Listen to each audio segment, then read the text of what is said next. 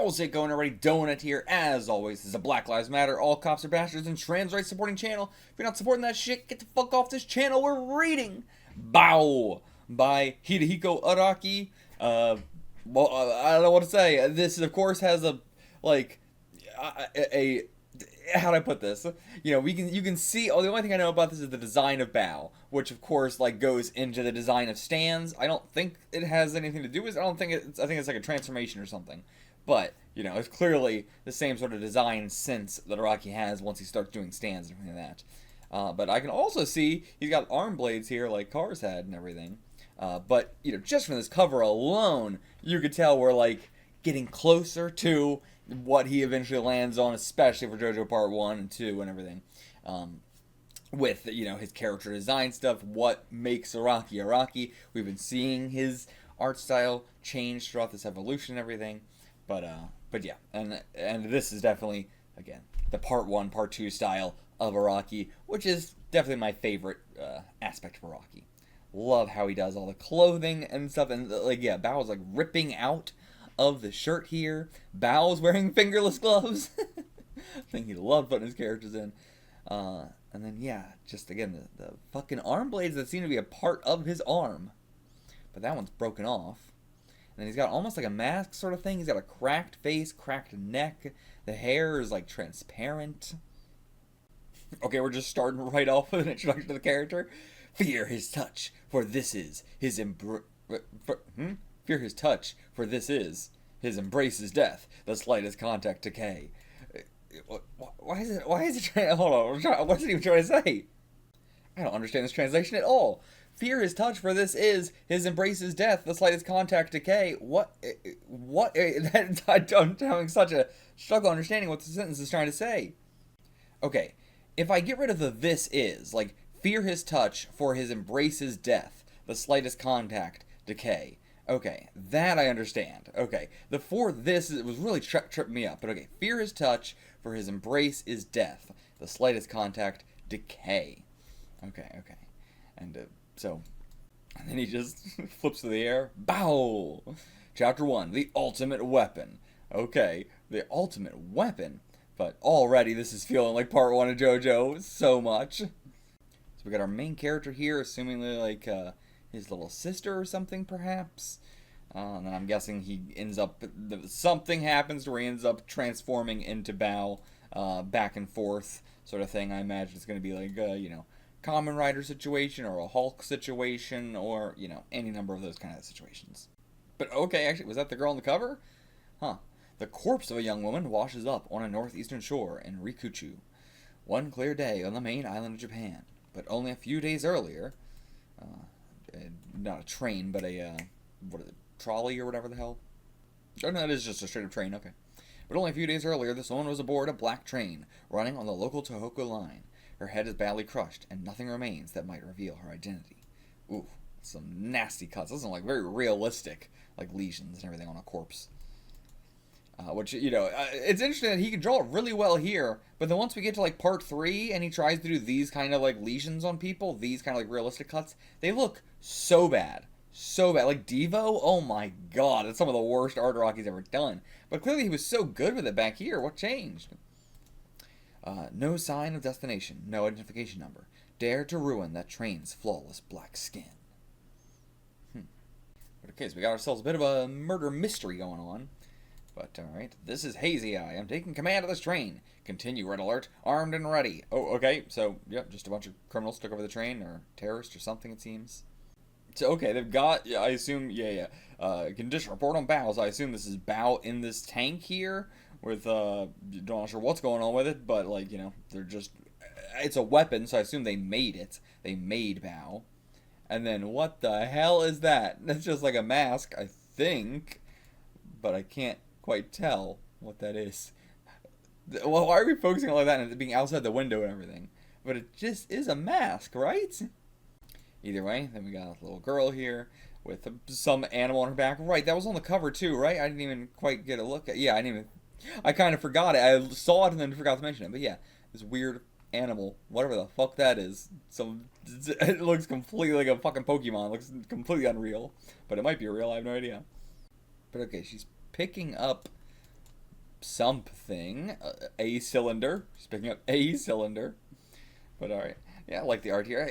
Araki's character art is very good. But, you know, the rest of this art here looks really, really, like... It reminds me of Part 2 of JoJo, where I think Part 2 of JoJo probably has the worst art of all of JoJo, period. It is truly almost impossible to read. There are so many moments of it that even in the highest quality art are impossible to tell what the fuck's going on. But the colored scans improved it a lot, and then the anime did so much. Like, the anime improved Part 2 so much. Part 2 is truly a bad part of JoJo if you're talking about the manga. Anime, Part 2 is great, fantastic, one of the best parts. Manga, one of the worst. But definitely reminding me of Part 2, where I'm like, great character art in Part 2. Everything else, ugh. Is this all mirrored? Is this all supposed to be read left to right, actually? Hold on. Let me go back and read this. Is this supposed to be left to right? Okay. Oh, that's why none of this made sense. Okay, so this has been flipped left to right. Was this an actual official release in English? I did not know we actually had one. But, yeah, Viz graphic novel. Okay. Damn, when did they release this? Okay, yeah, this got released in English in 1990, only a couple, like 2 years after it was released in Japan. That's fucking crazy, because we did not have any JoJo, like, it's crazy that we had Baoh released before JoJo. I had no idea about that at all. I had no idea I even had an official release. But the fact that JoJo we didn't get in English until, like, 2000, the 2000s, like 2000, 2010, sometime within there. But, you know, that's insane. And they only did Part 3, they only did Part 3 of JoJo, and it wasn't until way later that we got, you know, actual Part 1, 2, and 3. Did we even get anything past? Have we gotten any Part 4, 5, 6? Has any of that been translated in English officially by Viz? I have no earthly idea. I assume not.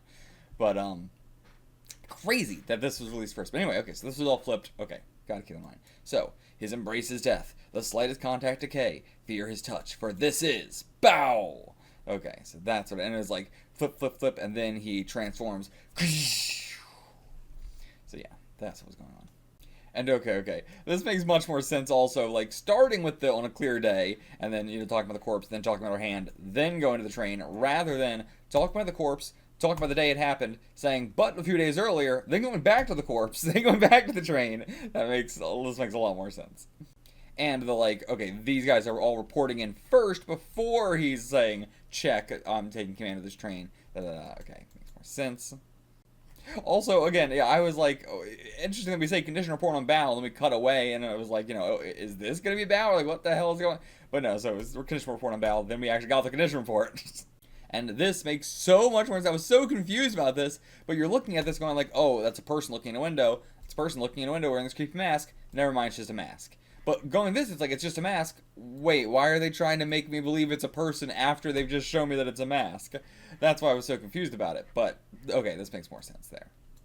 And then, okay, so then this one walks in, and then, oh my, Violet, it hasn't even been 30 minutes since we boarded this train. You've already made a mess. Naughty, naughty Violet.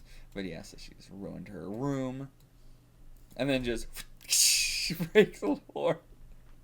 Now, Violet, I'm afraid you haven't been eating at all the way a young girl should, so I'm going to give you a little vitamin shot. Are you also working with the people on the train? I assume this is not just a normal passenger train. This is some sort of experiment train, and she's a part of this. The syringe, it has quite a strange shape, doesn't it? How old are you? That's such an articulate way to speak. Oh, it's just a sting, but just a little. Now pull up your sleeve. But before that, it's sort of hot in here. I wonder if that electric fan doesn't work. What is... But okay, so did she, like, rig up something here? I see. We're just going to examine your special ability in a nice out-of-the-way laboratory. Okay, yeah. So she's been kidnapped, assumingly.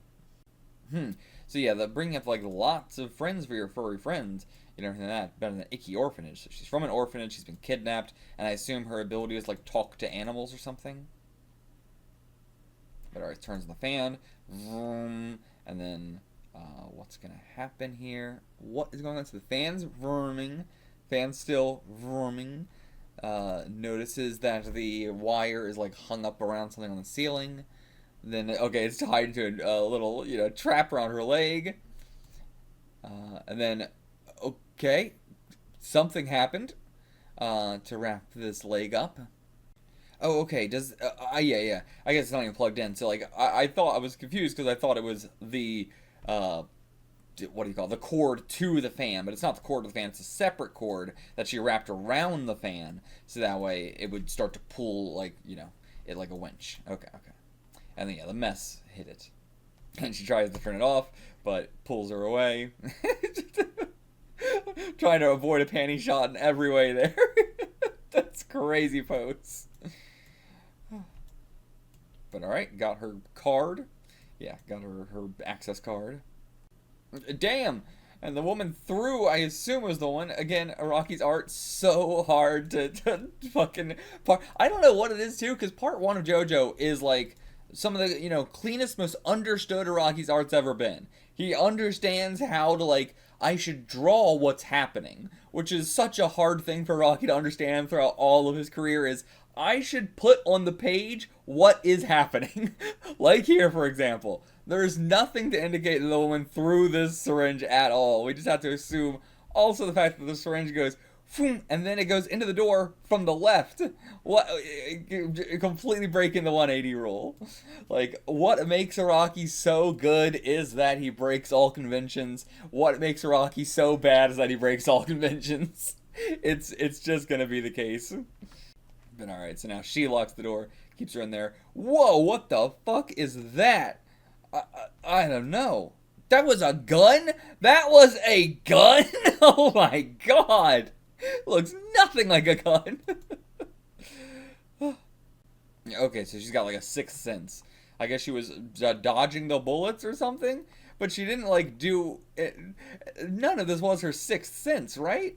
Like, what about this would be a sixth sense thing? I don't know. Every single instance we see is her being surprised. So why would it be a sixth sense? Like, every single aspect of it is her being surprised. The syringe as well here, she was no sixth sense there. She was surprised. Would have got hit by it if you didn't miss. The gun, she was surprised by it. Would have got hit by it if you didn't miss. Like, none of it's her dodging or having a sixth sense about it. And okay, so the black train is carrying the secret cargo of the Judas Laboratory. Whatever the hell that is. I assume Baoh, of course. Not ruled by any official timetable, this freight train is a free run on the Japanese railway system. I see. So is this not like a terror situation? This is just the Japanese government doing all this? The Judas Group began its bacteriological germ warfare research during World War II and never stopped, even after Japan was defeated. General Douglas MacArthur recognized the value of such weapons and let the Judas Group's experiments continue under command of the U.S. Army. Okay, there's my answer.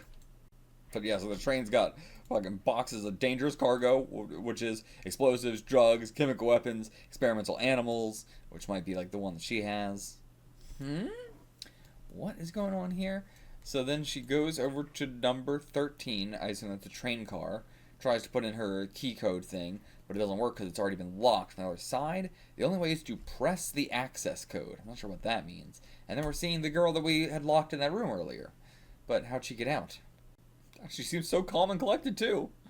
Okay, no idea how she got out. Okay, so she's not the one who locked this door. So this door is just simply, it's not that somebody locked it. It is that it is just a whole different thing. You have to press the access code, whatever that means for these doors. But, right, so like, Victoria, was that her name? She let out all the dogs from the cages. Then Violet did her trick, picking up a crayon, letting her mind flow through it and onto the paper. Okay, so that's the kind of sixth sense that she had. So why were you like, damn, her sixth sense? It had nothing to do with her escape. Absolutely nothing to do with her escape. But okay, so she divined the license plate number of a car that was involved in a hit and run that she never saw, I'm assuming. They never say she never saw it, but I'm assuming, or else it wouldn't be weird. But okay, so press the access code was, you have to input the access code. What do you mean press the if it was press the access code, I feel like that would be, it would have a bunch of different numbers in strings of 5 and you'd have to press the correct one. But like, no human being would say press the access code for when you have to input the access code. Viz, what the fuck? Such an alien way to say that. But yes, this basically is what Yasuo's stand was in part 8 of JoJo. Essentially that. But alright, just kicking the dogs. Now we get a panty shot. Now we get a panty shot when it didn't need to be. Like, when it had nothing related to the scenario. But she's just kicking the dogs like crazy, and then once again, super calm and collected afterwards. What's in store there shouldn't be seen. Tries to close the door, but, oh, she does grab her arm. Ooh, and the doors close on us. This is such a long cold open before we've gotten to our title character. God, can we zoom out a little bit? Man, I thought Baoh was going to be the one I liked the most. I went into this assuming Baoh was going to be my favorite of all of Araki's works, but I am greatly shocked at how fucking awful this art is. But okay, now did we stumble into the room with Baoh and everything? But yeah, seems we did. But we only had the one guard, because yeah, I guess it was just a bunch of animals, so. And hey, it's Peck and Paul. Basically just exactly his design again. And then, oh, something's dripping from the machine. And sound. What sound? There's every other panel has so much sound effects all over it, littered with sound effects. And then this one panel, where there's supposed to be sound, Araki's like, you know what? No sound effects for that one. Okay, that's what she was doing. She was turning the pressure valve, okay, to release this. Alright, clink, clink, clink, clink, clink. Wait, why are we getting black panels now for these? Why are only these getting black panels? But okay, the whole thing's coming undone. It's all being released. I guess when there's a dip in pressure, it opens up automatically. Boy, these panelings. Hold on, let's try and see the whole thing. Can we line it up? No, it didn't line up at all. But just weird paneling. I'm not against it. Not against it. I like Araki experimenting with stuff. I just wish, you know, it sucks that Araki is the kind of person who needs to put in the effort. You know, it's not effortless to him. It's not like he can just draw and it looks great. He has to put in a lot of effort and really care about it. And it doesn't feel like he cares about this one at all, which is why it's so lackluster. And I think that's the reoccurring thing of what, you know, makes Araki stuff really work and what makes the shit not work. And it's just simply, does he care? Is he putting in the effort to make it look good? The young man inside the water womb was awake. But alright, so yeah, he's just the man right now. He doesn't look like Baoh. But, you know, I assume it's a supernatural transformation sort of situation. Oh my god, and Violet just released the coupling, so now her part of the train is being left behind. And okay, this man is just crushing that arm. And then throw him out the back of the train. Boom! Araki's poses for people being thrown always so crazy. And alright, damn, through the alright, sorry, I'm supposed to be reading this left to right. But yeah, through the fence thing, guardrail. And just his shoe. I'm so not a fan of this art. I really, really don't like it. Awakening Baoh now is like triggering an uncontrolled nuclear explosion. Oh my god. I mean, yeah, he's their big weapon that would give them control over all war. Alright, just shoot him dead. But he's just ziplining down. What? The gunshot's not even aligned to the barrel! Araki! Araki! Oh my god. Give it 5 minutes. Give it a little bit of time. Put some effort in. Jesus Christ. Holy shit. But he actually does seem to dodge it, I think. Or what happens here? I'm not sure. Oh, does it cut one of the, like, you know, things attached to him from the, like, medical things? It, like, cut through the wire of that. Which then seems to electrocute the fuck out of him? Or, no, he then maybe, like, releases whatever he was using to slide down the pole with. We don't see it happen, but assumingly, no. I thought this was him grabbing the pole, grabbing the actual, like, wire, but it's still him grabbing whatever metal thing he's using to, like, slide with, so. I don't know why he's getting shocked now. I don't understand why he's getting shocked. But, okay, he drops down. Yeah, he withstood the high electrical current. I'm not even surprised he withstood it. I'm surprised where it came from. How did he get shocked? What shocked him at all? I don't get it.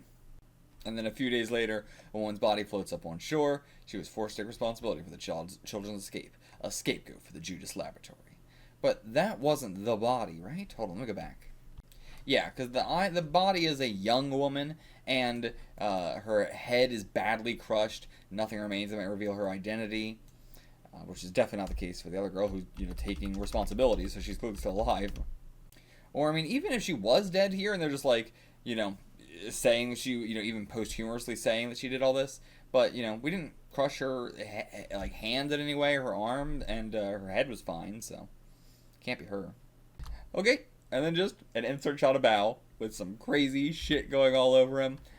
Not a fan, not a fan. Again, I thought this was going to be a lot like Araki's Part 1 art, but no, it's not seeming like it. That's my favorite version of Araki, but that ain't this. That is not this at all. I mean, like, I like the 2 parts for his wrist, but then this, all these black tendrils coming off him for no reason. Like, they're not connected to anything. There's not actually, like, a part of his uniform. I'm not a fan. He's also, like, so skinny, and I'm just not a fan of Araki drawing skinny people. He's not good at it. He's not good at it. He can only draw big, muscular people. And this was the volume cover, or the magazine cover of Weekly Shonen Jump that had Baoh on it. Though, again, no actual Baoh in the chapter. We had whoever this man was. I mean, I guess this man is Baoh. But we didn't have this form, is what I meant to say. But, yeah, interesting. It's, like, cracking away and everything like that, but it's not this face that's cracking away.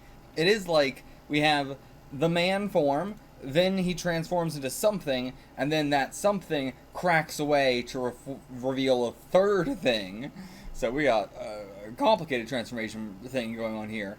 Giant, like, bat ear sort of situation. Looks like he's got a third eye as well. And it's still wearing his normal clothes underneath.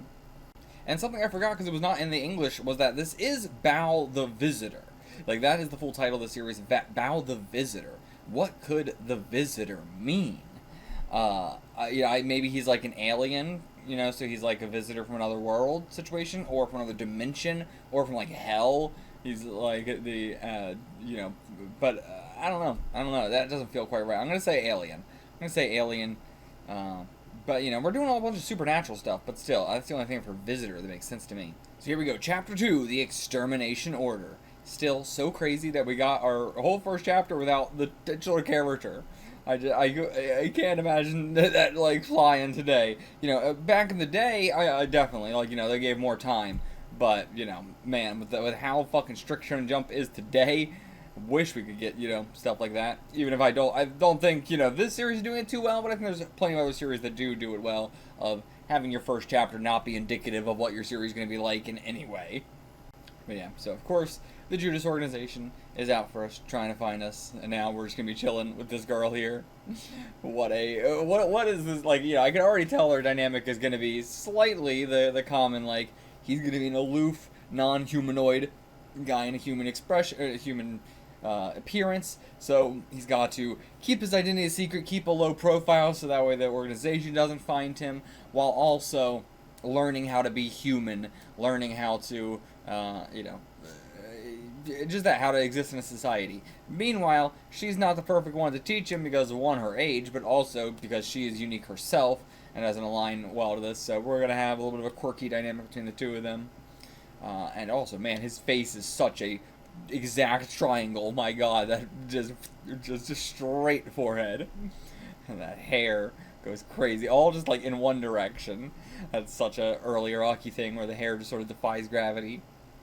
I mean, as if he doesn't always do that, but you get what I mean. Where it's like the hair is semi-realistic-ish, especially for 80s, but, it has this sort of like always flowing, sort of defying gravity look to it. A bit of that duck hair, but not quite. And my god, this guy's got on the big old poofy 80s pants, big old poofy 80s, like, overshirt, but it's under his shirt. It looks like an overshirt, it looks like an overcoat or something, but it's under a vest. That vest's pretty thick itself. Damn, he's so sharp. Look at these eyebrows, look at that nose, look at this whole head shape, so sharp. Okay, so he's 17, she's 9. And right, like, she was divining, the fact that she was divining his age, but it was through, like, an equation, or not an equation, but addition. But, that's so funny that it came out that way. But now, something's happening. They're after us. Okay. What the fuck? They're just coming. This has to be like her ability, right? This isn't actually happening. This is, or like, it is happening, but it's not actually him, right? Yeah, it is a vision only Violet can see. Okay. So only she can see it, though, so it's not actually happening. I was gonna say, like, it is like an illusion that's actually happening, but if it's only she can see it, then I wouldn't count that as actually happening. But okay, we're getting on a bus. But Orders are to eliminate boy within 24 hours. Not the boy, just eliminate boy. Will incinerate corpse. The boy Baoh. What? Will incinerate corpse. The boy Baoh. Well, he's talking like a fucking machine, but I guess that's because it's an illusion sort of thing. But yeah, the boy Baoh. So we are saying his name is Baoh. But he's someplace close, actually. Okay, right there. Scarface. Yeah, that's the one with the scar on the nose and everything. But, okay. Knife. Okay, yeah, just get stabbed straight into him. And now, oh my god. Wait, how did this even happen? This art. So guy goes up, shanks him. He gets stabbed. Then somehow, he's right in front of a bus. How the hell did you get in front of the bus? It looks like she pushed him, but she's saying, like, you'll get run over. So she's clearly, yeah, she's pushing him out of the way. But how in the fuck did he even get in front of the bus?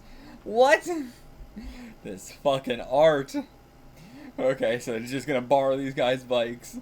But, yeah, just punch him. Oh my god, the Jessica Eye. We're in the late 80s. We are so far to the late 80s. Well, never mind. This actually came out in the early 80s, right? This came out like 83, 84. We were just looking at the cover. Yeah, 84.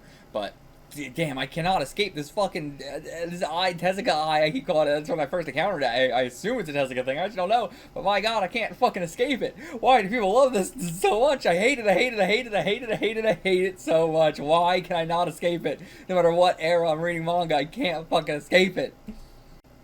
What is this guy doing? Is he just, like, he's just doing this? He's nowhere near. He's just going... Just stab in the air? What is he doing? He's not, like, it looks like he's either he's stabbed in the air or the entire time he's been just holding the knife into Bao's stomach, walking around with him this entire time, and just now decided to take it out. But, what is this fucking scenario? Okay, so that little creature thing is Natsuo, apparently. Still don't know what it is. What the fuck? But okay, jumps onto his back, not hers, and then floating knife's coming after them, but now it's back in his hand. What am I this might be the worst thing Araki's ever done, my god. Okay, now we're in a mountainous area of Kitakami on the northern part of the main island of Japan. Okay, what are we doing here? Okay, this is just where the Judas group is, okay. And then he locks eyes with the statue, beams, and it's gonna like open up a door or something. Opens up the floor. The light from the statue checks his eye crest, the individual pattern of the veins in his retina, to verify that it is truly hazy eye. Upon confirmation, the floor moves without making the slightest noise. What is the genre of this manga even? Stairs appear, descending to the basement, carrying him automatically. Okay, now it's this super, you know, futuristic, not quite futuristic, but just, you know, sleek sci-fi sort of environment here. Okay, he's got a call. Asking about who the girl is. Wait, who's asking? Like Professor Hazy Eye, who was a little bitch with the boy. Who would be asking this? Who would be asking this? Because you would assume anybody who knows about the boy would know about the girl. So who would be asking about this? But you failed. Okay. So they sent just like an assassin, not actually someone that like works in the organization. So they just sent him to kill a boy. They had no idea that the boy was anything supernatural or that she's anything supernatural. Just kill this boy. Okay, so they're trying to kill Baoh because he's going to go through, like, transformation stages. So, like, that was what I was saying on the cover, where it looks like, oh, there's, like, multiple forms to this, but okay. So it's not going to be a thing where he, like, henshins into it. It's going to be a thing where it slowly is happening in phases. And incinerate the corpse immediately, because the corpse itself might just transform. Like, yes. I'm not going to say this looks good, but it definitely looks better than the typical art from Baoh so far, so I'll give him that. I like it. But, yeah, I definitely think he gets better with the rain in the future. But still looks decent. You know, I like how unique it is. Again, I'll always praise Araki for being unique, but I'll also give him a lot of shit for being unique. And the knife wound's already gone, not being affected by it anymore. But something on his arm, is that, like, the transformation happening? Oh, okay, I guess his name isn't Baoh. Ikuro Hashizawa. Okay. We just gotta, okay. Like, what does that mean? Like, they're all calling him Baoh. Where did he even get this name? I assumed he was either an alien or, like, built by them as a weapon. But is he just a supernatural person? But if he doesn't remember any memories, then, does he even remember his name? Or is this, like, omniscient narration? Unclear. Okay, and he's thinking about going their separate ways, so it's safer, even though they're not going after the girl at all. And he could, it's not even like, oh, he doesn't have that information. Like, he just saw they're not going after the girl at all. They're only going after him. So, yeah, to Violet, this unknown boy is full of tantalizing mysteries. Yeah, I mean, yeah, I'd be definitely attracted to the mystery of it myself. Although his character is perfectly clear. Is it? Like, have we seen anything that would indicate his character? I would say, like, him saying we should split up is the only character thing we've gotten from him. Because everything else has just been him doing what somebody said to do. So, we haven't seen his character aside from, like, the only thing that he has said, not as just following an instruction, is, you know, we should split up. So that doesn't want to give me an indication of his character. But I guess, right, it's that, like, you know, she can read his character because she has the whole premonition ability and everything like that. So, like, she is just being fed information about what-if scenarios. Look at the cash they discovered and the clothing they stole. Okay, so they stole clothes which had money in it. They didn't steal money, that would be wrong. They stole clothes which had money in them. But yeah, gotta buy gas. And Christine, is that just a reference to the fucking Stephen King book? I know how much Araki loves the Stephen King. But it would just be a weird reference to just be like, it's a gas station that's related to cars, or we just write Christine.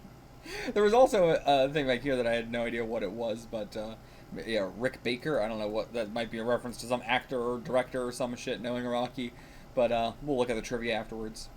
But this might be a trap. The gas station man's not coming out, so I'm guessing he's already been killed or something. And yeah, the window's been broken, and there's cockroaches, but there's also a lit cigarette. Those definitely, like, imply two very different things. This would imply it's been a long time. This would imply it's been relatively recent. Or, I mean, like, you know, otherwise I would just assume, oh, this place just already had cockroaches, but then what's the point of showing this? It's giving the reader the wrong idea. Then there's just a doll laying out. Something funny about that car. It's parked on a roof, but it's wet. Looks like it's just arrived here. What do you mean? It's trying to make a mystery out of something so seeing a car wet under a bridge and having to go through 3 separate things to be like, that car is wet because it was just being driven. Like, what? What? Goes pick up the doll, but now the assassin's still here. But yeah, your premonition ability did not help here. Alright, puts a knife to his throat. You should just be killing him immediately. But is he going to be like, I mean, if this guy is a mercenary, I would assume he's going to be like, alright, you pay me more than the guy who's paying me to kill you now. That's what a proper mercenary would do. Okay, so the owner of the bike told me it was low on gas, so he knew he could wait here for him. But no, it doesn't seem like he's not trying to get money out of him or anything. He's just monologuing. Just monologuing. Okay, but he did slit his throat. Okay, I was going to say, like, that's, you're an idiot, but never mind. He did slit his throat. Also, good screech. Great sound effect there. The depth and angle of the blow caused a horizontal slit, cutting through the trachea. Thank you, narrator. Alright, blood goes on the doll. The doll gonna be something supernatural as well. Flips the knife around, stabs it in our back. Nope, stabs it in our front. And then, yeah, the girl smacks her into the pumps. Oh, she went unconscious. And yeah, burn the body immediately. Burn the corpse.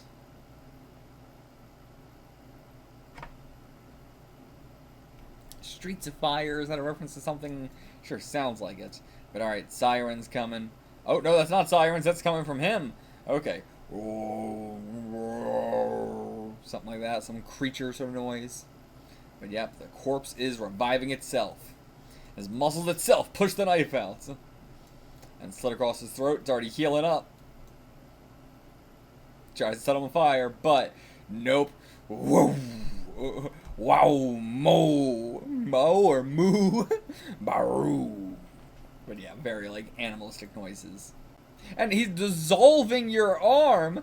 Oh my god, just melted in mush. It looks actually so silly. Like, normally I'm like disgusted by the way Araki draws like melting flesh or, you know, any sort of like gloopy sort of thing. It's made me like gag. I've not even looked at the pages so many times. This just looks goofy.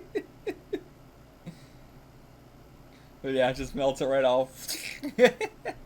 I think it's because, you know, what Araki does the best with selling stuff like this is also the face. His facial reactions are so good for getting across the pain.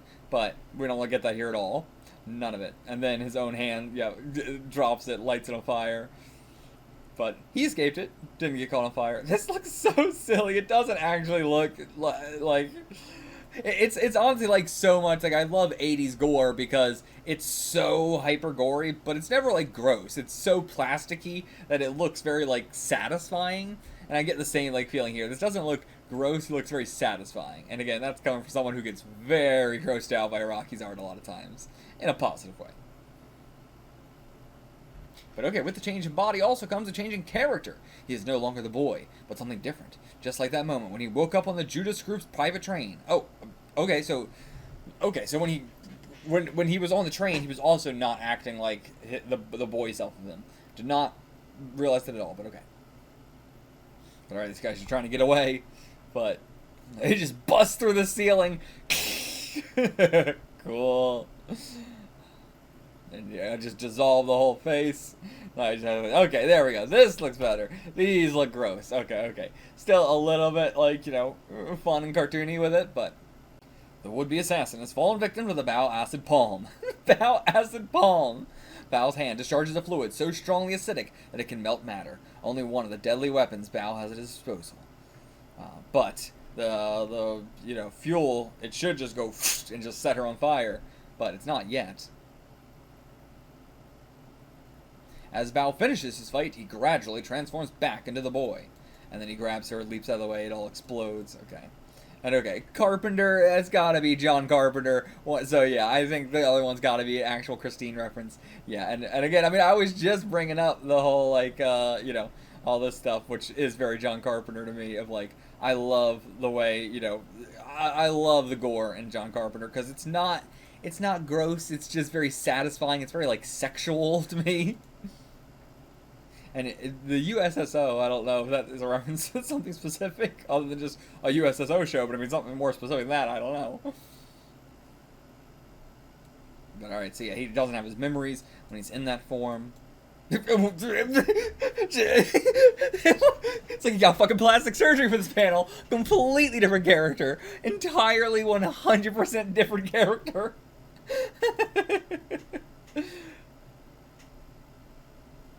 And then an insert shot of just... I can't even tell what's going on here. In a pose, I guess. Is he like half transformed or something? Chapter 3, The Invincible Body. And just the moon in the background. But yeah, let's get into this body. What can this body do? Tell me more about this invincible body, please. Again, I'm such a typical fan of the way Araki draws clothes. I thought for the volume cover I was going to love it, but it's so low detail. Look at the hair. Araki, come on. It's disappointing because I know he can do better. But okay, what do we got? Guy going down the street, going to get some cigs. And okay, no, he's another hitman looking for us. Okay, she says, nope, don't know him. Grabs her head, slams it on the table. Listen, how can you say that when you haven't even looked at the picture? I see. She wasn't even looking. It's hard to tell what the Rocky's art's been, but so okay, she purpose wasn't. I gotta say, like this guy's design a lot. You know, like look at the detail on his face there. Really loving that. Again, Araki's great when he puts in the detail. I mean, look at the granny here. A lot of great detail going on there. A lot of great design. A lot of great features and everything on the design. But yeah, he's great when he tries. And then again, this is the Araki sort of art I want. Show the arm grabbing lady. Show her head being slammed down on the table. Versus the previous 2 chapters, we would have just gotten this panel. But he's learning. He's learning. I mean, it's not that he's learning. He already knew all this from his origin. That's the issue with Araki, is that he knows. With a lot of other mangaka, you can be like, well, they're going off of vibes, so they might not. They're learning. But Araki knew all this shit from the beginning. When he did Poke Under Arms, he knew. What makes Araki so well is that he understands what makes manga good. He can write books about it. He can write multiple books about it. But, you know, you have to apply that shit. Just because you know it doesn't mean you still have to put in the effort and apply that stuff that you know.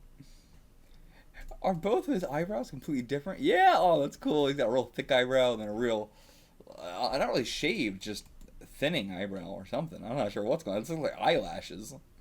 But I like the asymmetricality in that face. Very painting-like. Now he just slams her face up against the glass, but she's still just cackling. She's not, like, worried about this. Thank you very much. But, okay, I assume she gave him some information? I don't know. Okay, yeah. Found a witness, found the boy. And then, okay, he just had a bunch of assassins in that van. Alright, we're going after Ikuto Hashizawa. Ooh, I love the variation of these guys' designs. Oh, yeah, his eyes are different, too. I didn't even notice that, but yeah. His eyes are very asymmetrical. Oh, and yeah, all these guys just got whited out eyes or sunglasses, except for that one. But my god, what a try. If I thought Ikuto had a triangle face, this guy's got a hell of a triangle chin there.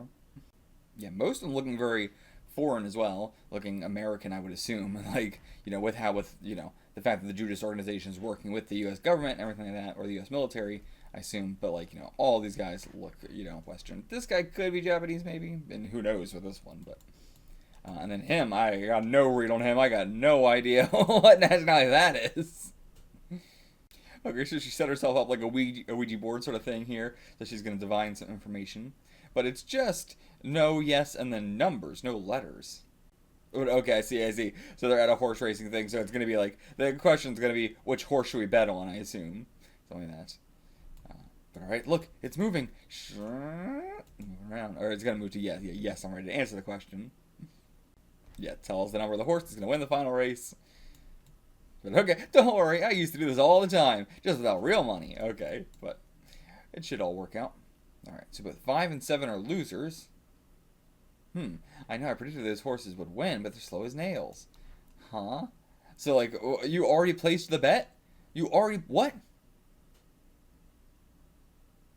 Oh, I see. Okay. This is another...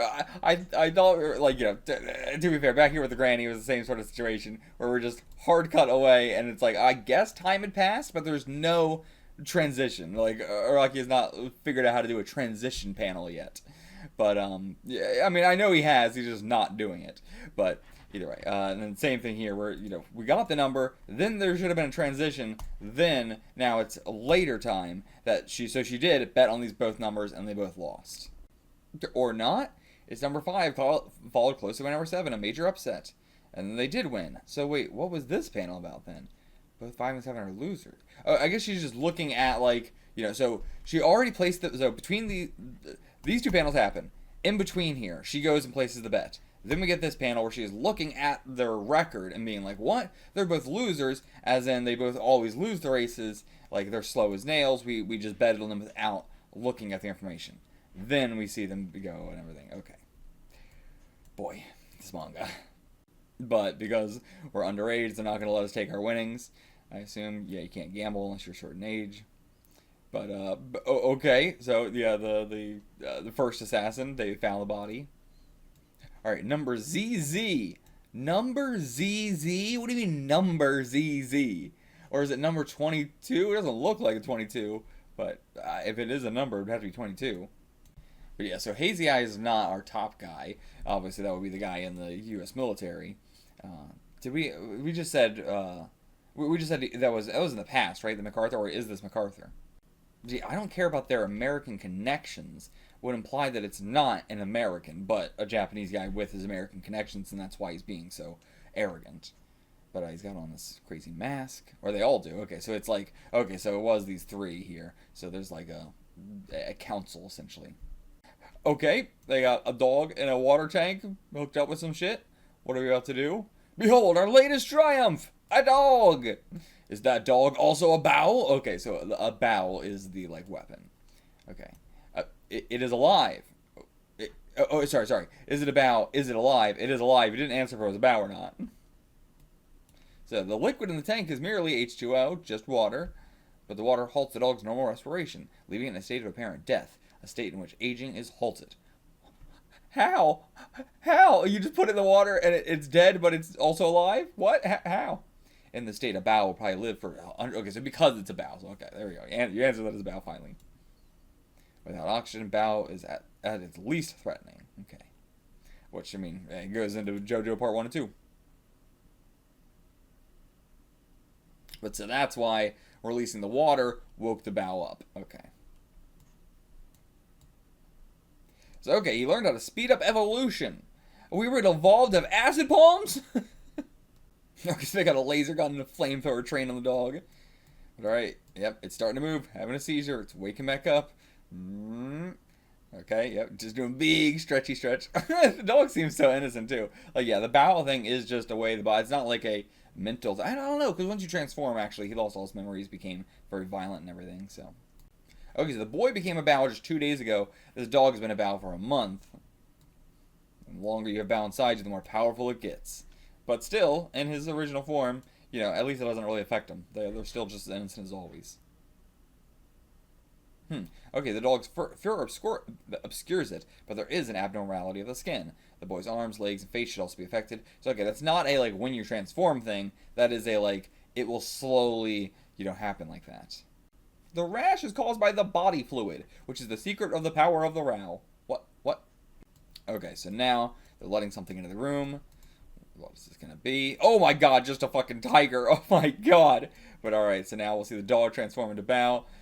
Cool seeing the, like, you know, the art with this kind of dog. Because, like, of course, like, Danny is drawn quite differently. More like a realistic kind of dog. Then we get to Iggy. And Iggy at first is drawn like a realistic dog. And then he makes him into like a very cartoony kind of dog. But we don't ever quite get this sort of middle ground. There's a bit of a middle ground there with Iggy, but it's for, like, what, a couple chapters? You know, that doesn't, you know, doesn't quite, you know, and he's such a tiny dog. Either way, just to say, like, this is running along the same time as Weed. And was Weed in Weekly Shonen Jump? I guess I assume it was. Or was it something else originally? I'm not sure. One of them's called Weed. That's the only one I remember because it's a funny name. But the one that's about a dog. Yeah, just definitely giving me Weed vibes with this dog.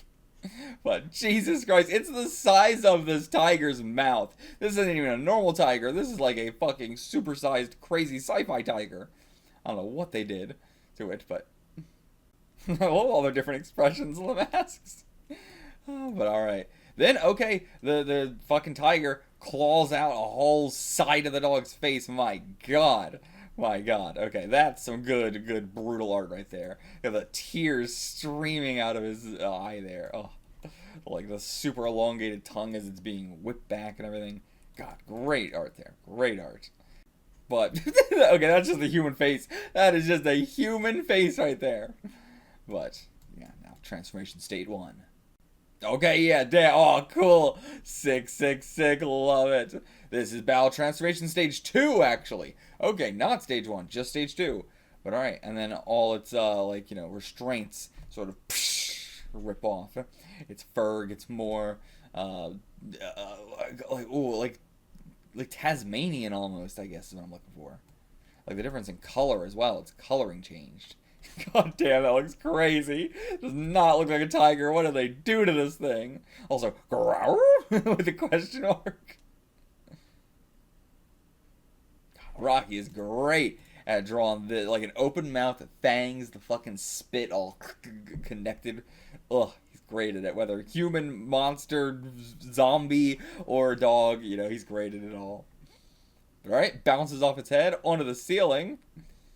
This fucking tiger looks nothing like a tiger. But alright, yep, got it. Sizzle it. Its touch is just that deadly. And then its whole back ruptures open. But alright, this art, not great. This art, not great. But alright, now it's trying to bash its way out. Yeah, he cracked it. Now he's just going to melt it as well. Yep, shoot the dog with a laser gun. And yeah, is it going to be that easy to kill it? And you got to burn the corpse and everything. It's still going. Yeah, destroy the head. Okay, you got to destroy the brain. Any other target besides the brain is useless. Again, going into what Araki's idea is for part 1 and 2. But I actually really like that our council here doesn't know about the whole Baoh thing. That we are having to have it explained to them via Hazy Eye. Like, I'm always an appreciative of a main villain who does not just omnisciently know everything. When you have your main villain be like, oh, of course I knew it. I knew everything that you were going to do. I knew everything that was going on within my own organization. You think I wouldn't know everything? Boring. I hate that. So I appreciate having our council here be, you know, out of the loop. Which they should be. They ordered a scientist to do all this. They shouldn't know all this stuff. So I appreciate it. Thank you, Araki. And okay, now, I'm not sure where we are here. Oh, this is just a picture of the boy. They're just laughing at the picture of the boy. But was her little creature, which I forgot the name of, in that facility, or are we cutting back to where we are? But sees a little cockroach, pounces for it. Yummy, yummy cockroach. Nom, nom, nom. Oh no, Natsuo, you're eating roaches again. Let him eat roaches. He's a little thing. Let him eat roaches. It's probably his favorite food. Ugh, don't come near me for a while. Okay, so we're just staying in this condemned building. I mean, yeah, just go to the abandoned warehouse district of Japan. Araki loves this pose right now. It's like his #1 pose. This sort of like, you would be a silhouette shot, but then you have your head turned to the side. And, it seems like such a simple thing, but I don't really see it in other manga. And I think it also works because Araki has the big, big poofy hair that goes to the side. And he has very, like, baggy clothes. So it just, like, stands out more. It gives it more of a silhouette than... I mean, most mangaka do not do folds the way Araki does. I give Araki a lot of shit, but of course, I've given him so much praise as well for every other thing that he does well. But yeah, I mean, like his folds on his clothes. Again, I'm complaining a little bit here because I know he can do even better than this. But don't get me wrong, like this is still a little bit, above and beyond what most people are doing at this time. Okay, the water's still running in here. They still have the plumbing set up. I'm surprised. But yeah, the skin. Noticing the skin. Okay, when Ikuto was 7, he almost drowned in a frozen marsh. Now, inside his mind, he begins to hear the clear and uncanny sound of breaking ice. Is that like his skin is like cracking in the same way that he's picturing the cracking ice? Inside the frozen water were his steel skates, the ice breaking before his eyes, and his friends just watching from afar, no one caring enough to help him. The fear he felt at 7 slowly washes over him, this change in his body. It makes him feel as if he's being dragged down into something cold and dark. Yeah, I mean, this is terrifying. This happened to me as well. Not when I was 7. I was probably like 9, maybe. But like it was horrifying. Like I grew up near a lot of like woods, lakes, bay, stuff like that. But like. There was a lake I used to walk out on all the time every time it froze over, and then one time I fell onto the ice, tried to get back up, just ice. Even more terrifying. Like this is like, at least you're above the water, but like being under the water where you fell in and then trying to find where you fell in and it just being ice, that was absolutely fucking terrifying. And a separate time I fell in a river, at like crossing the river while I was all frozen, fell in the river, and then for some reason there was barbed wire in the water, like wrapped around a tree. So I fell in and then got all my clothes trapped on barbed wire, and I couldn't get out. And my friend had a friend with me, had to go get an adult to come help me, and we had to like cut me out of the pants while I was in freezing ice water. Ugh, thank God I was like under the water. It only came up to like my waist, but that was still like, I was like, I'm gonna get hypothermia and die, or my leg's gonna fall off or something. But you'd think after 2 times I would have learned my lesson, and I mean, well, you think after 1 time I would have learned my lesson, but it took 2 times, I guess. It didn't take 2 times. Never again. Another Streets of Fire thing before the Bunsen burner. And I guess now we can use this paint to heat the water. What do you mean? We can use this paint to heat the water? Huh? I'm unfamiliar with this technique. How does this work? What, does the paint just immediately like... But you already have a Bunsen burner. Why don't you just use the Bunsen burner to heat the water? Why do you mean the paint? Oh, the paint can. Sorry, I just missed the paint. It's covered in paint. You're gonna be drinking so much paint. Like, okay, I understand now that it's a paint can they're gonna put water in. But it's covered in so much paint. But okay, back to the dog being shot at. Okay, they got it in the brain that time. Watch very carefully. It is coming out. What's coming out? Okay, this like worm from its eye, or shot out of its eye hole. Okay, this is like a little like lamprey or something. This is the parasitic worm we call Baoh. That murderous war beast was created by this parasite. Okay, and you get a little scale thing. Again, good detail. When Araki wants to do detail, I appreciate it. But alright, so yeah, it's a little parasite that creates Baoh. Okay, so inside Hashizawa's brain, it's still a larva right now. But in 110 days, it will move on to its mature adult state. Okay, so that actually takes quite a while. When the boy's Baoh becomes an imago, if it becomes an imago. So its adult state is called an imago. Then the worm will lay eggs inside the host body. The larvae from the hatched eggs will tear out of them and begin contaminating the world. Okay, so is this what you want? How is this going to help you for like, if you could control Baoh, I could understand. But wanting all these parasites to come out of him and infect the world, how is that going to help you? Right, sorry, never mind. They don't want that. Right, sorry. But I mean, like, you know, what is your plan to use the Baohs? Like, you're gonna, like, use them, then immediately kill them, incinerate them? Is that the idea? Like, you know, use them for a mission, immediately kill them, incinerate them? This just seems like a bad idea, but I mean, I'm not surprised. I'm not surprised with this plan. This is a typical science thing, especially in fiction. But yeah, this feels like it's a bad plan. Oh, okay, so they incinerate it, and then does she feel it? And then blood's coming from her hands. But okay, no. It actually wasn't about the worm at all. It was because of the assassins coming after them. Oh, trying to go out the fire escape, which was an extra exit, but now it's blocked. Yeah, they tied it shut. Damn, they got us trapped here. Like rats in a cage. But alright, yeah, use the boiling water. Splash it on them. What is this? What is going on here? Oh, they busted down the door. Okay, and all the pieces are flying past him. Don't give him a chance to transform. Blow his head off. But quickly, yep, throw the boiling water in their faces. Boiling water paint. That paint's going to stick to you, too. That's going to be hard to get off. That boil, you know, it's going to be boiling for a couple seconds there. But, oh, she's shot, too. He got shot. She got shot. Damn, they're missing his head, though. And this pose looks so ridiculous every time he draws it. Damn, and out the window. At this height, yeah. Like, damn, yeah, but at this height. A bullet did hit his head, but yeah, it didn't actually go into his brain. Yeah, boy ain't here. Oh my god, they're just stepping on her head. Yeah, put a bullet in her brain. But okay, now the Baoh flip like a fucking Kamen Rider. It's Baoh! Oh, no, it didn't even melt him. Just pull your head off. Looks like a robot. Alright, and then smash his head into the concrete. I can't quite... This panel's a little awkward, but... okay, yeah, I thought it was somebody's head. These are like rocks. But now that's some part 1 zombie explosion bullshit. But yeah, so when an animal faces danger or is in pain, adrenaline is secreted from the adrenal glands, preparing the body for a quick and powerful response. Baoh, the Judas group's ultimate biological weapon, monitors the amount of adrenaline secreted. And in order to protect the life of its host, Ikuru Hashizawa, the parasitic worm, transforms him, hardening his body into an invincible shell. This is the Baoh armored phenomenon. So that's why it's all like cracky and everything like that. It's actually like forming, I think. As they hurtle toward the ground, Baoh first released a powerful anesthetic into Ikuru's body to prevent the shock. At the moment of impact, the worm had completely anesthetized Ikuro, taking control of his body away from the boy's sleeping mind. Ikuru's pupils dilated, his involuntary muscles relaxed. I love this like sort of narration thing he's going with now, those sort of boxes.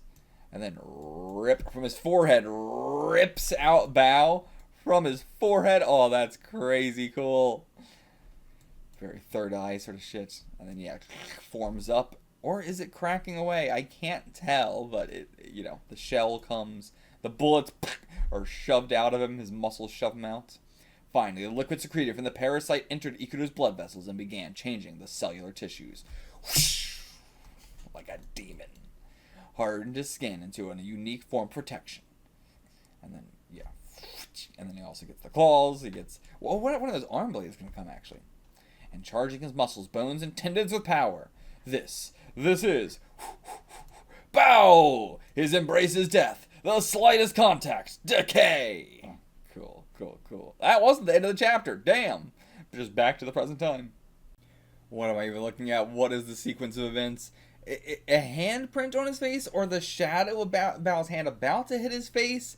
Then Baoh grabs him, rips his head off as well. But then, suddenly... oh, wait, no, he did have glasses. Oh, those are sunglasses. Then the sunglasses rip. Then, okay, the sunglasses are still here. I swore this was like 3 separate people in each of these panels. But okay, no, I see. So... it's the shadow of Baoh's hand coming down, then Baoh grabbing his head, slamming into the wall. Okay, I see. But yeah, so it seems like Baoh's weak point is just fire. So they're going to circle around him with flamethrowers. To Baoh, human sight, sound, and hearing are meaningless. Instead, a cleft in the host's head allows Baoh to touch the world around it. Okay, is that what's on his forehead? He's got one of those little feelers that, like, some bugs have. Okay, no, they're not circling him. They're circling each other with their backs to each other to make an impenetrable circle, so he can't get to them. This time, Baoh is charcoal! So specific line to say. But, well, just like, brushes the fire away, it seems. He splits it in two, and then leaps above it. But, they caught his clothes on fire, at the very least. Baoh can perceive, through this unique extrasensory organ, the smell of murder these men emit. He can sense the killing intent. It despises this smell. And so, Baoh thinks, I will eliminate their odor. I love it. It's you know, it took a couple chapters, like it took the first 2 chapters were really bad, but this chapter's been a lot better, I will say. Then he just flicks some rocks at them, right into their heads. Damn. Yeah, the like marble thing from JoJo. And he even feels a stronger version of these men's voices. I will totally stop them, it thinks. And okay, here we go. Now it gets the bone blades. The skin on the host's wrists becomes hard and sharp. Okay, the skin, actually. Thought it was bone, but no. And yeah, bullets just bounce right off of it. And oh my god, this is the Baoh skin saver. Slices them up, slices them right through the mouth. Ooh. Alright, getting into some good Araki gore. Bro, moo. Melts him again. Okay, she's waking back up. My hand, just like I saw bleeding. Okay, that's what it was. That's what the vision was. And now the main guy trying to run away. Gonna use her as a hostage. But let's see what he can do when someone has a hostage. When Baoh leaps, the man realizes what a fool he's been. That's no human, he thinks. This guy couldn't care less about a hostage, even a little girl. Okay, yeah. I never should have taken this job. Grabs the gun. Oh, yeah, fires it through his hand. But then he manages to touch his hand, melts it to the gun. Oh, hell yeah. Hell yeah, that is so fucking... Videodrome. Oh my god. Love it. Fantastic. Oh, that pose with his hand, or pinky in, index out, middle in. Oh, I can't do that at all. But then he grabs him through the wall. But taking them all out. Mission success. This is Baoh. 7 professional assassins couldn't last 5 minutes. What a miserable bunch. As usual, the big jobs always fall to me. Have you just been sitting here watching the entire time? Like, or did they hire, like, who, you know, them hiring these 7 guys and them all failing, but, how do I put it? You're already here. So, they clearly hired you knowing these 7 guys were gonna fail, so why do they even hire these 7 guys? Chapter 4, The Treacherous Refuge. Alright, our little creature here, up top, jumps down, uses its tail as a fucking, like, balloon to float down safely. What is this creature? This is so unlike Araki, I feel like, but, hey, it's looking more and more like Iggy, so I guess he really likes drawing a little guy with those proportions. And he's got a pouch and everything, so he is a marsupial. But I don't know if this is a real creature. If it is, I have no idea. But yeah, you looked inside my mouth and you've been eating cockroaches! But okay, it's the same exact time, yeah. Moments after that. The Baoh armor phenomenon has not yet reverted. Baoh's unique sensory organ feels a threat in the air. Yeah, still the big boss. Araki does draw the cars very well. Love this, like, vroom, yeah, like the click on of the headlights and then vroom. Alright, and then screeches through the mud. Okay, just gonna ram him with the vehicle. I mean, hey, it worked a little bit, to a degree. Now this man flips out, lands. This fucking Invisible Man-ass design.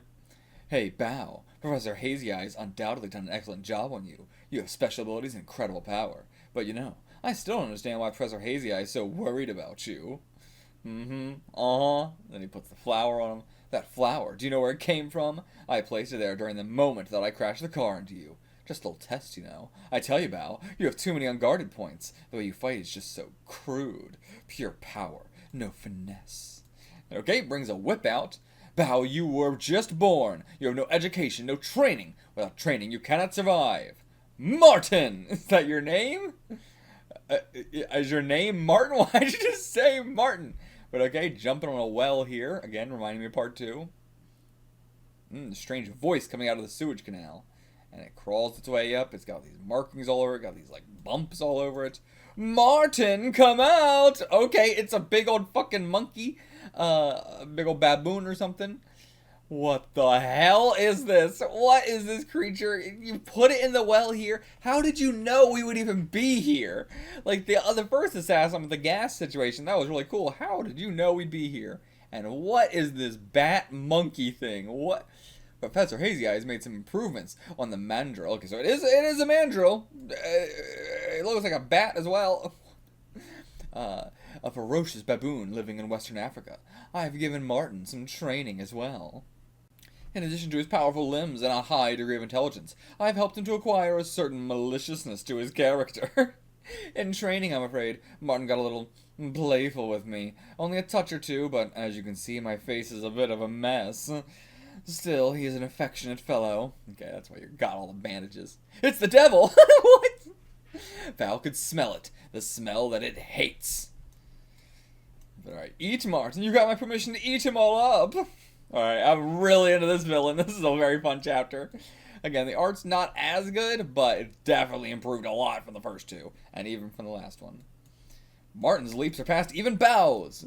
This fucking mandrill looks insane. The proportions are crazy. Baoh's skin saber, but he produces his own saber from his wrist or whatever. And then does he snap it off? Yep, snapped it off. That's what was on the cover. As you see, Martin has tools for slaughter hidden in his fur and stomach. Yeah, alright. And he gashes us somewhere. Like we spit out blood. It was just like a punch, or did he cut us somewhere? I can't tell. And he's got a grappling hook in his mouth. Oh my god. And the grappling hook, where it does come out of his mouth, so then he has to grab it with his hand.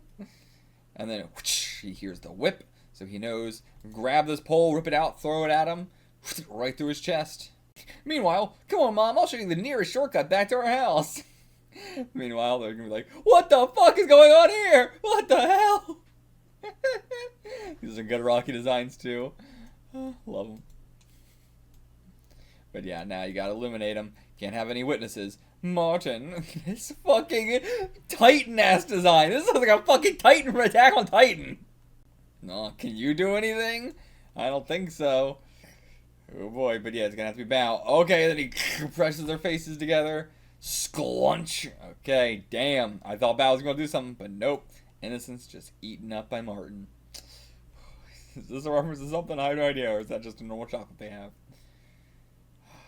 Yeah, they had nothing to do with us. Nothing to do with us. And they got munched on, eaten, killed. And now he just pulled out knives from who knows where. He didn't even pull out from anywhere. He just had them. Throws them at her. And then, okay, yeah, now Baoh protects her. The piece that's like over his eye too. Like, Araki loves just fucking with eyes. He loves, you know, any kind of body horror when it comes to eyes. And this is very light, but it still, I would say, goes into that. If Baoh could cry, it would undoubtedly be crying now. But no tears are shed, as it senses a new presence. The tragic emptiness left by the exit of 2 defenseless living creatures. Okay, so the guy was earlier, it was very wrong last chapter, and he was like, I was wrong, this guy doesn't give a shit about hostages. Nope, you were wrong, he does. He cares a lot about hostages. But alright, his muscles shunk him out. Yeah, this new feeling, this loss, enrages Baoh. Digimon as fucking proportions. And okay, I like the design it's given to his shirt, like with the pole in him. Like now it's giving his shirt a very interesting design there. Alright, picks up a big old boulder, throws it at the main guy, actually, not the baboon. But he can just stop it with his hands, easy peasy.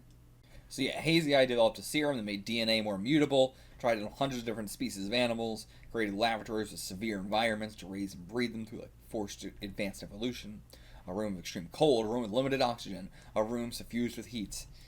Most of the tortured animals died, however, few survived, adapting to the surroundings. And their children proved even more capable of survival, torture after torture, generation after generation.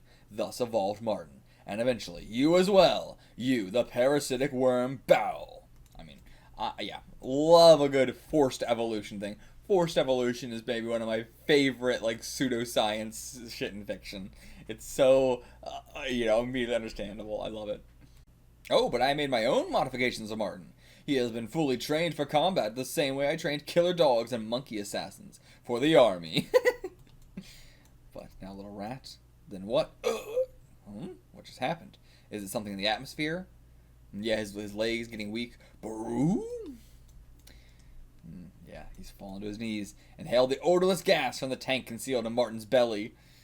But already he's got another grappling hook in there. He's got multiple grappling hooks in that body. God damn. Okay, wraps it all around him. But actually, the Baoh acid palm is weakened, unable to cut through the wire. And it's wire, not rope, so it's a lot harder. And yeah, he's commanding that ape through the sound of the whip in the air. If you can get the whip away from him... Now use the iron plate to sever his head. The iron plate has not been a part of the story at all. It just suddenly appeared, sure. But alright, uses it on him. But he just jumps above it. Oh, but it gets trapped in his leg. Ooh, not good. Oh, it severs his fucking leg. Yeah, oh, I didn't see how deep it cut in. Yeah, severs that leg. Can we get that back? Is that going to heal again? Or what's going to go on there? I do wish there was more detail in the art, though. I do wish this had the art style part 1. God. Again, I cannot wait to watch the OVA. The OVA, I imagine, it's also by the same person who did the part 3 OVA, which is the best JoJo animation stuff we've ever gotten. So I really, look forward to the OVA. The OVA is going to sell me on all this, like, so much. But alright, nice. Yep, she catches the whip. Oh, good tears. Very good tears there. I like him. I really enjoyed his tears in this manga, except for that one Tezuka one. But I do really like how he's drawing the tears here. Where I don't think of JoJo as like, oh, he's really good at tears. Is there a moment in JoJo where I was like, oh, that was a really well drawn crying scene? I don't think so. Like, even like Joseph, like, it's a very like cartoony, over the top crying scene with the Caesar death. But it's not like, oh, those are super well-drawn tears. Or just like, those are stylish. Like, these aren't like super well-drawn tears, like in terms of like realism or anything like that. But they're very evocative of emotion. Versus Joseph's was more, a comical, like, stream of like manly tears. It's a bit of a different thing. But yeah, appreciate her, coming to this, like, realization now of what's been going on with Ikuro. That, he's been affected by them with whatever this thing is. I'll never stop fighting you! Hell yeah, and seeing the innocent people get killed as well. She's got a lot of resolve. But of course, yeah, now he's just going to start whipping the shit out of you. But it should have hopefully given Baoh enough time to defeat the monkey and come save you. And this is also like... sorry, like, this is not wire. This does seem to be rope. Okay, then he wrapped it around her, throws her up in the air, goes to slam her back down. But hey, Natsuko! Yes, he'll come to save us, but never mind. He tried to, but immediately just got whacked off. Didn't get to do anything. Baoh's extrasensory organ reaches out to Violet, sensing the threat to her life. Ikuro's dormant consciousness and Baoh's instinct reach unanimity. Unanimity? Not like... I guess, yeah. Unanimity. I've never, like, heard that word, but yeah, I mean, I understand, it's reaching, a unanimous end goal here. Unanimity. But never heard that word. But I will eliminate this dangerous scent in the air, they think. And yeah, it's interesting that Baoh is like it's both a it's and a they. We've used both it and they, which I would, think is like two very different kind of implications.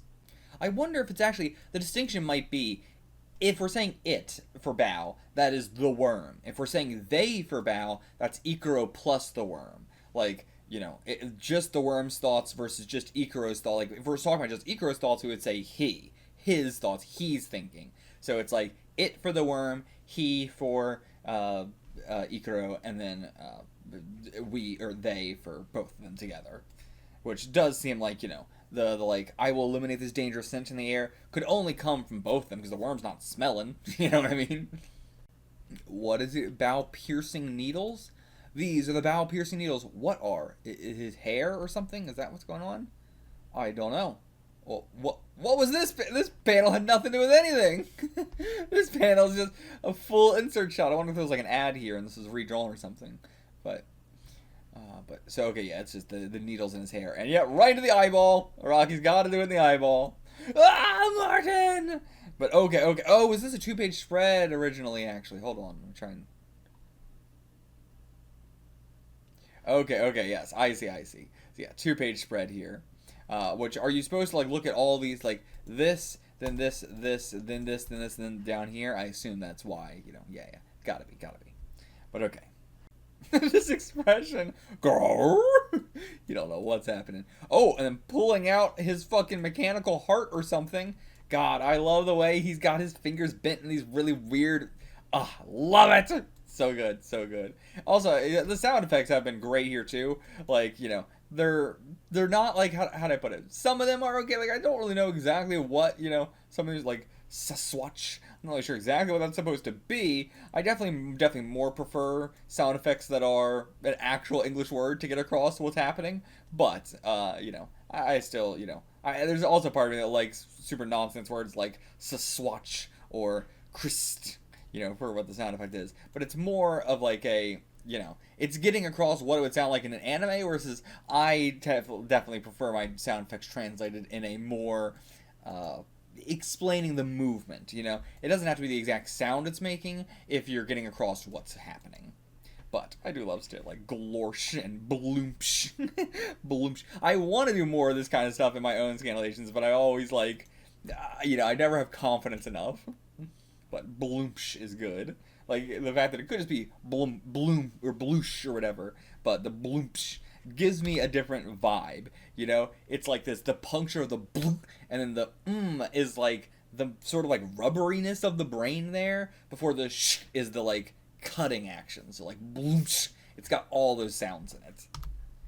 Same with sklork. I would probably just go with something like splort or pool. Even it probably isn't pool, to be fair. This but like I would go with something simpler. But I do appreciate like the all the different sounds that are coming out of this with skrulk. It's got different visceral sounds to it. A lot of these sounds have a lot of like bad mouthfeel sounds, which is the purpose of them. Like glorsh, it's not. It doesn't come out easy, and that is like the sound it's making. Versus ch comes out super easy, and his head is split in two, and he's still trying to kill us.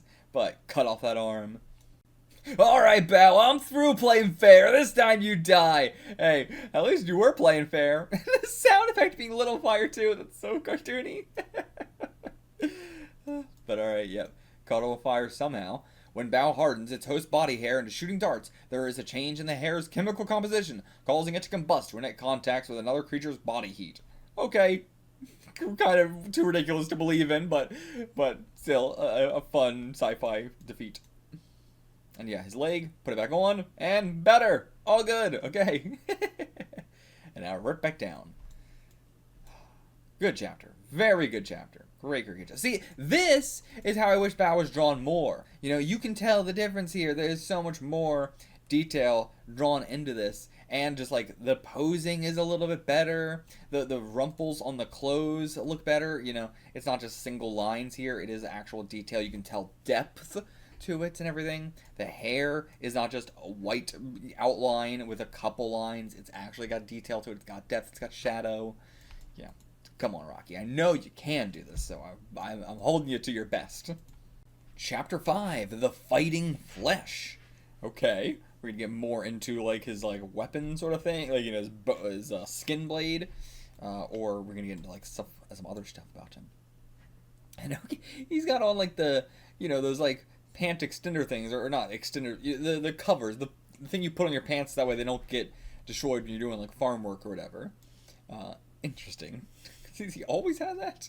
I don't think so. Because now he's got like a fingerless glove on that hand there. He's got whatever the hell strapped thing he's got on now. But okay. Interesting.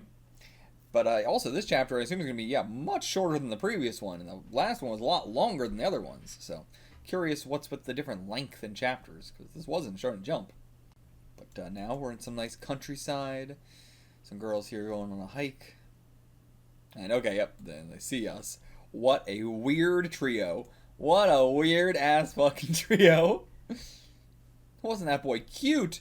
I don't know about that. I don't know about that one. He had no backpacks. Did you see that shabby girl he was with? Okay, so we're, how do you know? We're here with your mom and dad? So we're going to some cottage with... Okay, yes, this is where his mom and dad were. Okay, cool. So we got a cottage out here in the woods. Okay, so now we just suddenly remember our past. That was a whole thing before, but, okay. And BT16, is that, referencing BT? What's the 1-6? I'm not sure. Okay, he used to play the banjo for his parents before. And then someone else comes speeding along here. Nope, never mind. They were just already in a race. His parents were just already racing. And, we're just like, pay me a fast song so I can win this fucking race. Oh my god. But then another those are two cars already racing, I see. And then they're going the opposite way. Here's our family car. Never mind. Neither of these are our family car. This is our family car. So then they...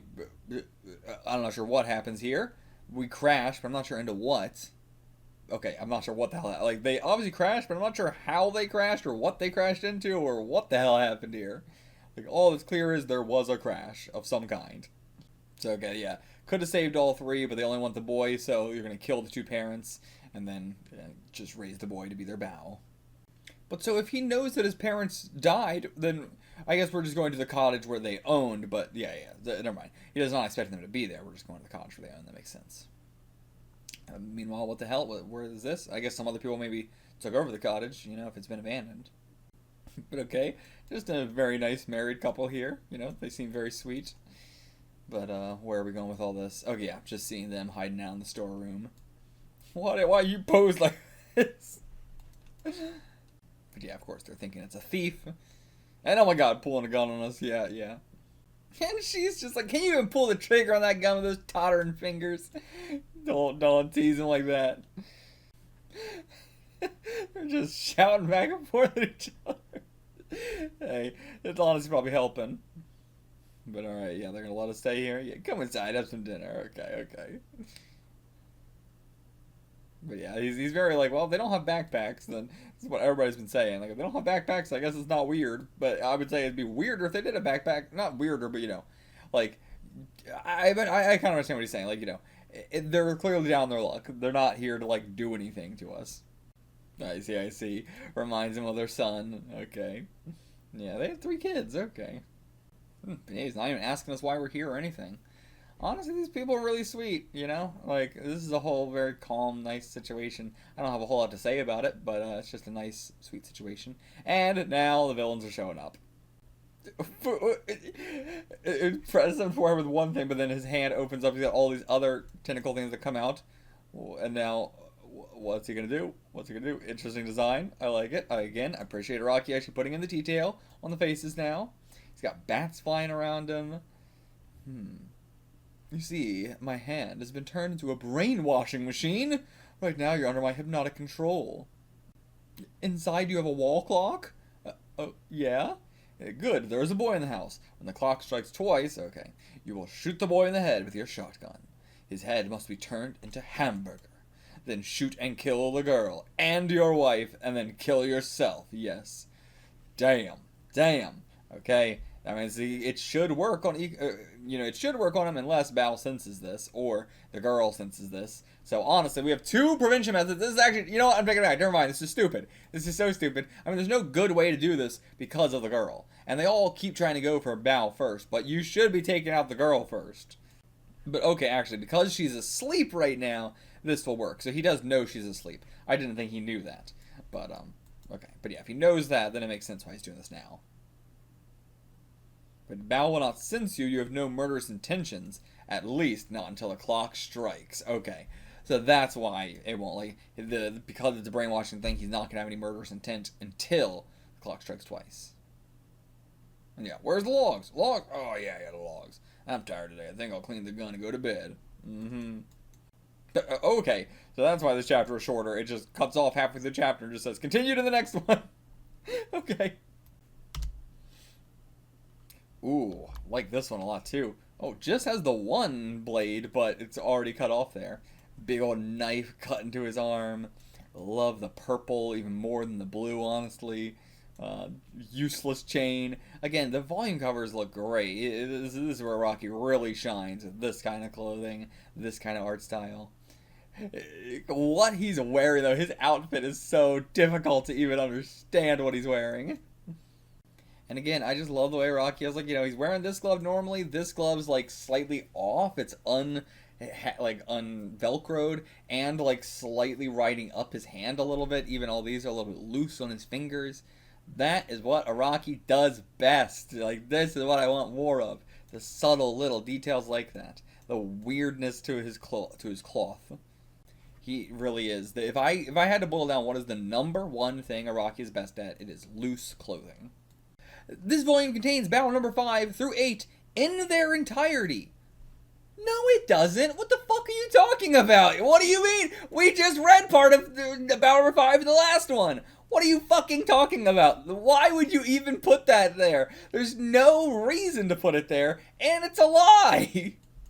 And also, this is, like, it contains Baoh number 5 through number 8 in their entirety, but it's 1, 2, 3, 4 again. We're back to 1, 2, 3. I hate that shit. I hate that shit so much. Thank God we're in the era we are now with good official translations and everything like that and official releases. It's fucking insane how we used to do official releases. The fact that for each volume, we would just re-go and just say, chapter 1, chapter 2, chapter 3, 4 again. Like, I have also, some of the individual issues of, manga when Viz and everybody would put that out. This was Viz. But, where you would get, like, just a chapter of, a series, maybe 2. Do I have, like this one here I think has 2 chapters in it. But it's still, like, it's all over the place. This one is, that's a bad example. What about this one? Like, so this one is, like, chapter 37 of the actual series, but they're calling it Part 4, Number 2, and then in there is, like, Chapter 1, so it's, like, Part 4, Number 2, Chapter 1. What the fuck are we doing? Viz, thank God you learned your lesson. Chapter 5, still, again, I'm not, whatever, The Darkening of the Senses. But where did this cover come from? Huh. I would be so curious to look at, like, the raws and see, like, where these chapters were ending, or, like, did they put that one really long chapter? Was that multiple chapters that they made one longer chapter because it, like, made more sense because of the narrative? I don't know, but either way. And then her, like, dress is, like, slipping off for no real reason. Nothing seems to be causing it, but again, great at this very, like, loose clothing. He's great. Like, oh man, it looks so good. I'm glad he's putting more effort into it the longer it's going on. I typically mangaka put the most effort into it in chapter 1. That's gonna be, like, the best the art's gonna look, typically. I mean, unless they're slowly improving over time, of course, but, like, if it's a short series, like, only, like, 2 volumes, it's typically gonna probably look the best at the very beginning and maybe the very end. But, Rocky just was really phoning in at the beginning and doing a lot more now. But okay. Natsuko's waking up. He's waking up because he can probably hear I don't know, because the clock hasn't struck twice yet, so he shouldn't be even preparing to do anything. But both sound asleep. And the bats, that's what he's hearing. The bats, yeah. Fupping. Oh man, his ears look so good. And the way Araki draws these animal faces, they're like a little bit realistic and a little bit, like, cartoony. It's got this very interesting middle ground. But okay, and its legs are chained up, or no, it's got, like, a camera or something. Yeah, just a camera. Okay, bong, there we go. The clock strikes once, and now the clock strikes twice. It only did one bong. That's not twice. What do you mean? Okay, never mind. When he said, and now the clock strikes twice, it was going to, not it did, but it's going to. So then, second bong, there we go. Wakes up, grab the shotgun, go kill him. But that murderous intent, hopefully he'll hear it, or he'll sense it, smell it, wake up, finger on the trigger, but Nezadon, or Nezuko, was it? Nezuko, I think? What? Is this like the sub? What is TFT, the furry triangles? What? It's not the subgroup because this is Viz. What in the fuck is that? That can't have been there in the original. My brain, what is... It's got to be a watermark, but for what? But either way, it senses the bat, starts yipping, goes after the bat, wants to kill it. Ikuto wakes up, shoots the shotgun. Oh, great showing of all of the balls flinging out. The bird shot, buckshot, whatever it may be. And then, oh, okay, but then some nails got into the bat. Where'd those come from? Because he's even surprised about it. I don't know. What killed it? No idea. Okay, he's going to have to do Operation Sensory Deprivation. Okay. For your own safety, don't let me see your desire to kill! But okay, straight to the chest. Straight to the chest. And now the girl as well. But yeah, mom tries to protect her, but he's just going to shoot through both of you. But then, okay, yeah, through this haze in the background. Crick! Bow! Fires again, straight to the chest. But, he's already got the hole in the chest. They might just went straight through. Oh no, it got his square-ass head. But, yeah, once Baoh's transformed. Once again, the amalgam known as Baoh experienced thought. It's wrong. This isn't the smell. The smell it hated so much was not being emitted from the old man. Okay, so he's going to leave him alone. Go after the source. And okay, as soon as he grabs his head, well, actually, that's really bad because he's going to kill him regardless. He's got the acid palm. But at least the old lady and stuff won't die. But, damn. Still, couldn't do anything to prevent him. But I also assume, like, as he started to, like, melt his brain or something, the manipulation wore off. Okay, just jumps up to the roof, and he's already been waiting there for us. But, so he's going to, like, use his mechanical ability to just take away our senses. Oh, never mind. He's got aroma bats. Bats are controlled by the supersonic waves emitted from my arm. And they're just spitting out murderous intent or something. Oh, just paralyzed your extrasensory organ. Okay. And then he jumps off the roof? Is that what happened there? Not exactly sure. But I'm guessing. Oh, but the old man's still around and his head isn't melted. How the hell? What? I guess he can control it? We haven't been told that he can control it. We haven't been shown that he can control it. But I'm guessing he can now. I see, so he's trying to lie and be like, this boy here's got a contagious disease, and so is the young girl. The symptoms are not yet as pronounced. But yeah, look at the boy. His condition is monstrous. I mean, it sure looks that way. And yeah, weren't you hypnotized? Another of the boy's tricks. But, yeah, he's believing it. But okay, no, he shoots down the antidote. Alright, good old Pa. But the mom really doesn't want to get involved. She didn't want to stay in the night. She didn't want to give us beds. She didn't want to give us food. She doesn't want us to not die. I feel like Araki's never really drawn any kind of character like this. This is such a different sort of character than Araki does. I'm so shocked. I'm really enjoying it. It's so different. Damn. But yes, boy may well be suffering from an unknown disease, but he's an invited guest of mine on my man's own land. He must offer sincere friendship and warm hospitality to his invited guests. The hunters of this mountain have followed this tradition for generations. I'm gonna do the same. I don't much like guys who give trouble to nice kids like these. And you must be the one who had me possessed. Damn, you even figured that out. Huh? But oh, he got shot by one of the bats, it seems. The bats have, I'm not sure. But then the bats get all shot down, but not by like a shotgun or anything. I guess a separate shotgun that had different bullets. But how did he get shot in the stomach? What shot him in the stomach? I don't know. I don't quite understand. And yeah, he knows why I have to engage in serious combat with Baoh. I won't last a minute. You're dead, bud. You're dead. Just 4 days since his escape from the train, Baoh's experience in combat has taught him to distinguish friend from foe. Baoh now knows enemies and allies, the smell of fear, the smell of tragedy. Deep inside, Baoh could sense the unbearable smell. He sensed an adversary and knew this living being is the guilty one. The scent of his evil must be ended.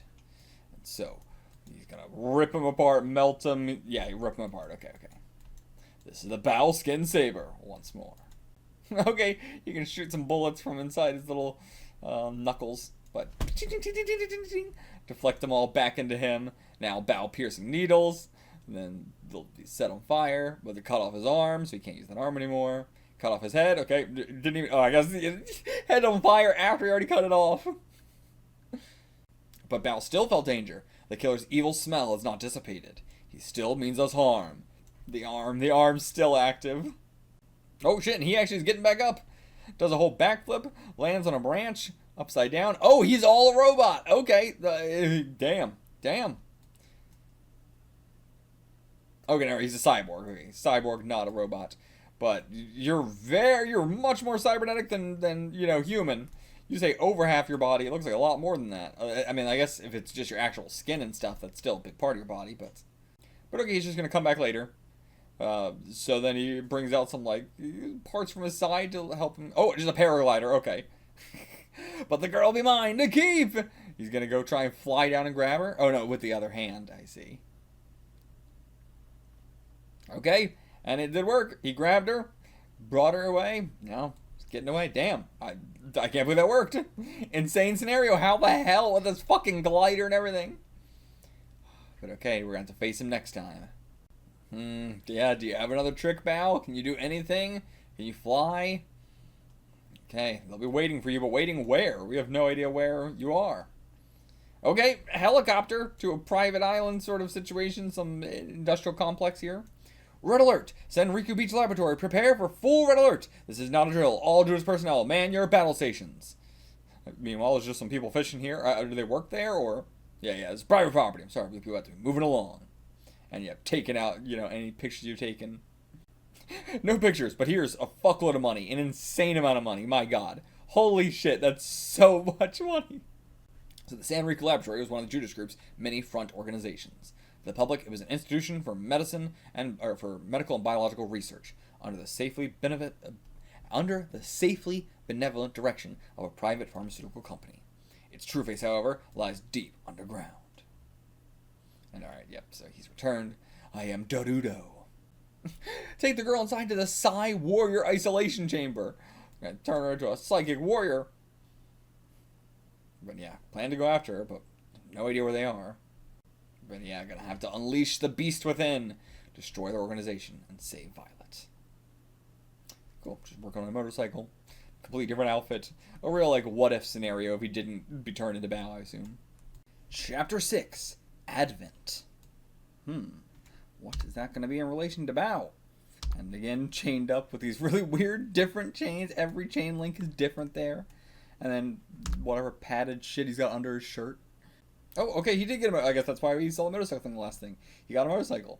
Looks so much less cool here. Look, god damn, look at this sleeve. Looks terrible. Looks like a fucking ninja here. But yeah, Araki's doing great with the insert shots, but the actual manga, terrible. Okay, we're still hanging out with this dude. I mean, we're about to leave and everything, but also, what is this spitting out fucking liquid? Really shouldn't be doing that. But yeah, this woman still hates our guts so much. It really seemed like it was gonna be a nice time here, but man, this woman just has just the worst. And yeah, he's like, they must have purposely infected him with an unknown disease and everything. You just saw how the girl was kidnapped, and you're saying, get out of here? What is wrong with you, woman? How did you even marry a woman like this? But okay, I guess she changed her mind suddenly. Okay, a little bit too little, too late. I don't know why she just suddenly changed her mind now, but... Jesus Christ, damn, what happened to Dordo? He got even more fucked up since we last seen him. What the hell happened? Okay, I guess this is our advent. This guy here, Walken. Okay, we got Christopher Walken here. Gonna be our new enemy. But okay, now we're cutting into some two high school students here. So cold-hearted. I'd give my life for her. Real. But God, this guy has the worst case of 80s hair I've ever seen. There are a lot of hair in the 80s that looks great. There's also a lot of hair in the 80s that looks absolutely fucking terrible. Like this with just the needless, not really styling it anyway, styling it to look disgusting. I don't know how, I'm not sure what else what you're going for, if not purposely trying to style your hair in a very disgusting way. It sort of came back in the early 2000s as well, which is purposefully gelling up your hair in a way that doesn't look just looks disgusting, looks like, doesn't look greasy, it doesn't look messy, it looks, I don't know, like you have a disease or you've gone through some medical treatment or something. That's the only way I could describe this kind of hairstyle. But alright, yeah, now he's going to be threatened by this much more buff-looking guy with 1,000 times better hair than him. So yeah, he's supposed to be able to melt things with his hand, but he doesn't have control over right now. Oh, but okay, he's coming over to them. And what the hell? I'm not sure what is going on in this panel here. I cannot tell what's happening in this panel.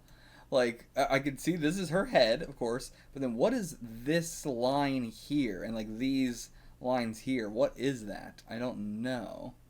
And then, of course, all the hearts and stuff, but I can't tell what this thing is. But okay, like, clearly she's fawning over him, but what the fuck is this panel? I don't know. But okay, she's fawning over him. I don't understand, but okay, we're looking for a bookstore. Yeah, this guy's super jealous of us, trying to pretend to be real cool. That's why you're never gonna get this girl. And okay, they are holding hands. I see, but yeah, she's like, what do you think you're doing? I love you.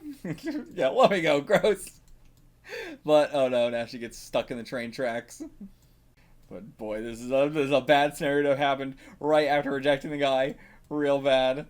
But, yeah, I go push the emergency signal. But, wait. Pushing the emergency, like, what's the emergency signal going to do? Because the emergency signal was only going to work if the train wasn't on the track.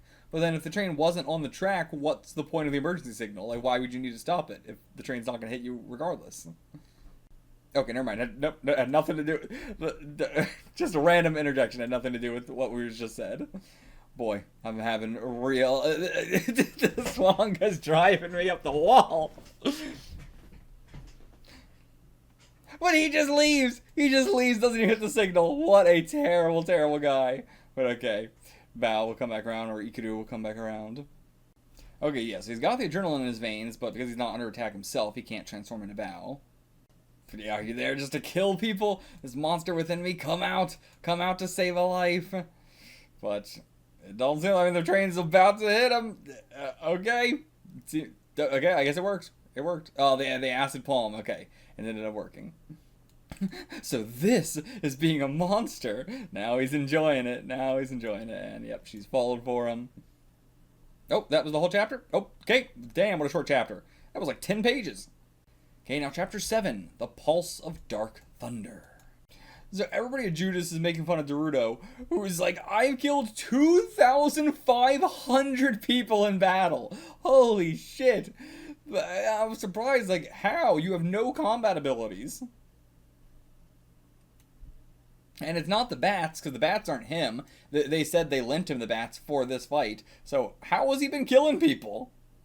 But yeah, now he's just lying to himself. Oh, all I have to do is kill Baoh, right? I could have killed him, and I will kill him. Even though you explicitly said, I cannot fight him. But alright, now he's got some new special weapon here. Some sci-fi weapon. But yeah, she can walk, but she just wants to be held by him. Okay, is it just a sniper rifle? Is it just simply a sniper rifle, but looks super sci-fi for some reason? I guess because it attaches to his arm. So, like, that's what's special about it. But alright, got a lock on him. Should be able to just take him out, easy peasy. You know, and you're so far away, he's not going to sense or smell the murder's intent. So, seems like this should be an easy kill. Okay, he's got a bullet with an explosive in the tip. He's not using hollow point rounds to blow his head open. He's using an explosive in the tip of the bullet. And somehow it's not going to explode when they shoot it. Okay, fires off the bullet. But right before, zing! And okay, oh, this is a very like early Araki panel, not like a JoJo panel, but a very like early Araki panel that I kind of wish he did more of. But then dodges it, and now he's gonna hit that one in the store. Jesus Christ, just got an innocent woman killed. Oh my god. Oh my god. And now rocks flying all over the place. Crashing and everything. Holy shit, dressed to kill. Yeah, you got dressed up, you got killed. But yeah, dodged the fucking bullet. He shoots again. Man, and Araki's like 20, 30 years of fucking writing manga. He has 40 years, more than that maybe. He has never learned how to draw a damn bullet. Not even a stylized way that looks good. Like, he always just, I've never, ever liked how he draws bullets. I've complained about it from the get-go. But yeah, a battle fought in a fraction of a second. That is really cool that we're seeing all this happen within just that fraction of a second. Okay, so this one's life you care about. This one you don't want to get hit by the bullet, but the other one, who gives a shit? But you can probably just like put out your hand, right, and it'll just melt. The fact that you can think this quickly as well, I assume it's like Baoh thoughts. Alright, what's he gonna do? He's gonna use the motorcycle. Yep, somehow he lifts up the entire motorcycle. Okay, I can believe that he dodges. That he has the speed of Baoh, like, move his head at the fraction of a second. But to lift a whole motorcycle, that's extremely hard to believe. And what's the wang sound? Because the bullet hasn't hit it yet. So, what's the wang? Not sure, but either way, hits it, explodes. Alright, Judas, this is war now. Why is it war now? What about this scenario makes it more war than any of the previous scenarios? Alright, they got Violet hooked up to all these machines, testing her abilities and everything. I mean, I'm surprised they're not just killing her. Like, there's no reason to keep her as a hostage. They said her powers aren't, you know, good enough for them to do anything with. And, like, it's not worth the effort. And, the effort or the risk. And, you know, the risk is extremely high. And then she just flicks off her shoe so hard, it explodes the machine. Holy shit, girl, you are way more powerful than I thought. Good God, you have super strength. And that's the third piece of equipment she's broken today. Good God, why haven't you using that super strength to help us out? Okay, so she's sensing this other guy, Walken, with high ESP abilities. And so her, like, brainwaves are going crazy. And the coffee's cold, he's going to heat it up with his ESP. Alright, he's the strongest Psy warrior on Earth. This tiny, tiny little mug in his hands. But yeah, boils it up. Oh my God, looks disgusting. Disgusting, but okay, it's into that chapter. Chapter 4, The Sleeping Giant. What is that on his arm? Don't know, but my God, this might be the worst cover page that Araki has done thus far. Good God, this is so bad. Look at this clothes. Oh my God, it's so horrendous. Like, if this manga was not being written by Hirohiko Araki, there is no universe in which I would be still reading this. I would have dropped it probably around chapter 4 or something. That's maybe the most I could have gotten through it. But, oof. I mean, we joke about how everything in Shonen Jump now gets canceled under 18 chapters, but at least it goes for 18 chapters. Baoh is like the earliest canceled series I've ever seen in Jump. Insane, but I get it. It's terrible. Okay, they're doing something to Dordo. They're taking him somewhere. Taking him to Hazy Eye. Oh, they're just gonna execute him. Okay. Too late. Just gonna execute your ass. Oh, love these eyelashes. Incredible eyelashes. But okay, yeah, so for failure for last time, they're just gonna execute him. Makes sense. Okay, Walken can take matter and vibrate it at every atom at incredible speeds. Holy shit, yeah, he's just gonna vibrate the fuck out of every atom. Whether it's part of a machine or part of a living tissue like your brain. Every bit of it. But yeah, he just blows it up too. Like, I guess if you shake a machine violently enough. Okay, yeah, torn apart at the atomic level. Ashes to ashes, dust to dust, and Baoh is next. These character designs are pretty cool. I'll give them that much at least. It is so weird that we're saying, like, it's been 60 hours since we've seen him when we start this chapter with he's in the exact same place. He's literally in the exact same place. What do you, like, how it's been 60 hours and how can they not find him? He's in the exact same place. And it's not like we transition. It's like, oh, now it's been 60 hours. So it's like, what? I mean, it must be, but there's no indication that it's been 60 hours. God damn it, Araki. They're just blasting Victoria with all this sound here, trying to do something to her. I don't know what they're trying to do. Not even a drop of water in the last 2 days. Her condition has reached the critical point. Not even a drop of water. What would the drop of water thing be referring to? I don't know. I'm not sure. Okay, so they're torturing her so Baoh will sense the pain and come here. Alright, they found Baoh. I like this, having the zoom in panel there. I like that. What is this pose? Again, this is a pose I would typically like if Araki put just 20% more effort into it. 20% more effort into it to make it actually look good and not look so terrible. But I mean, if you're going to do crazy poses like this, if you're going to do all the insane shit that Araki does, you got to put in the effort or it's going to look like shit. But alright, we got 2 more assassins coming in. Got Kane and Bloody. Okay. Don't even think about getting in my way. Oh, okay. Interesting paneling going on. Again, as I said, first chapter, last chapter, typically where the artist puts the most amount of effort into. So hopefully he's putting more effort into this chapter, though it doesn't really seem like it. But in some regards, he is. But I mean, these designs are so lazy. But alright, so he throws out the 2 things that were on his arms. Oh, he stopped the bomb. Okay, those were their bombs that they threw at us, and he stopped them midair. And then, what is that? I don't know, electrifying thing? I'm not sure. Something's happening to them. All his fingernails are falling off. And, like, his skin's being pulled in different directions. Okay, yeah, electricity. Okay, I'm not sure how electricity is doing all this, but sure. Damn, electricity is doing some crazy shit. I don't even know how to... Okay. I mean, again, this is a thing where if he drew this in JoJo, I'd probably be freaking out. This might be like one of the grossest, like, most cringy, like, cringy as in, like, pain cringe sort of things that he did in JoJo. But here, doesn't affect me in any way. Alright, the Baoh Pulse of Dark Thunder. But yeah, why was the bombs on him on the cover? Yeah, this is a little bit better pose. Again, he's got the actual detail there, so it looks a little bit better. And then I don't know what was happening on this panel. Like, I can tell here's Baoh and these 2 guys, but I'm not sure what these 2 things are. Why there's an explosion behind them. And it's crazy that we're on the final chapter, and not once have we ever drawn this thing in his forehead. Like, we drew it close up in a panel that was like, it's not even close up, it was like extracting it out. Like, you know, there wasn't the rest of everything behind it. It was just taking that out and just being like, this is what it looks like. I'm never going to draw it this way, but this is what it looks like. Very disappointing.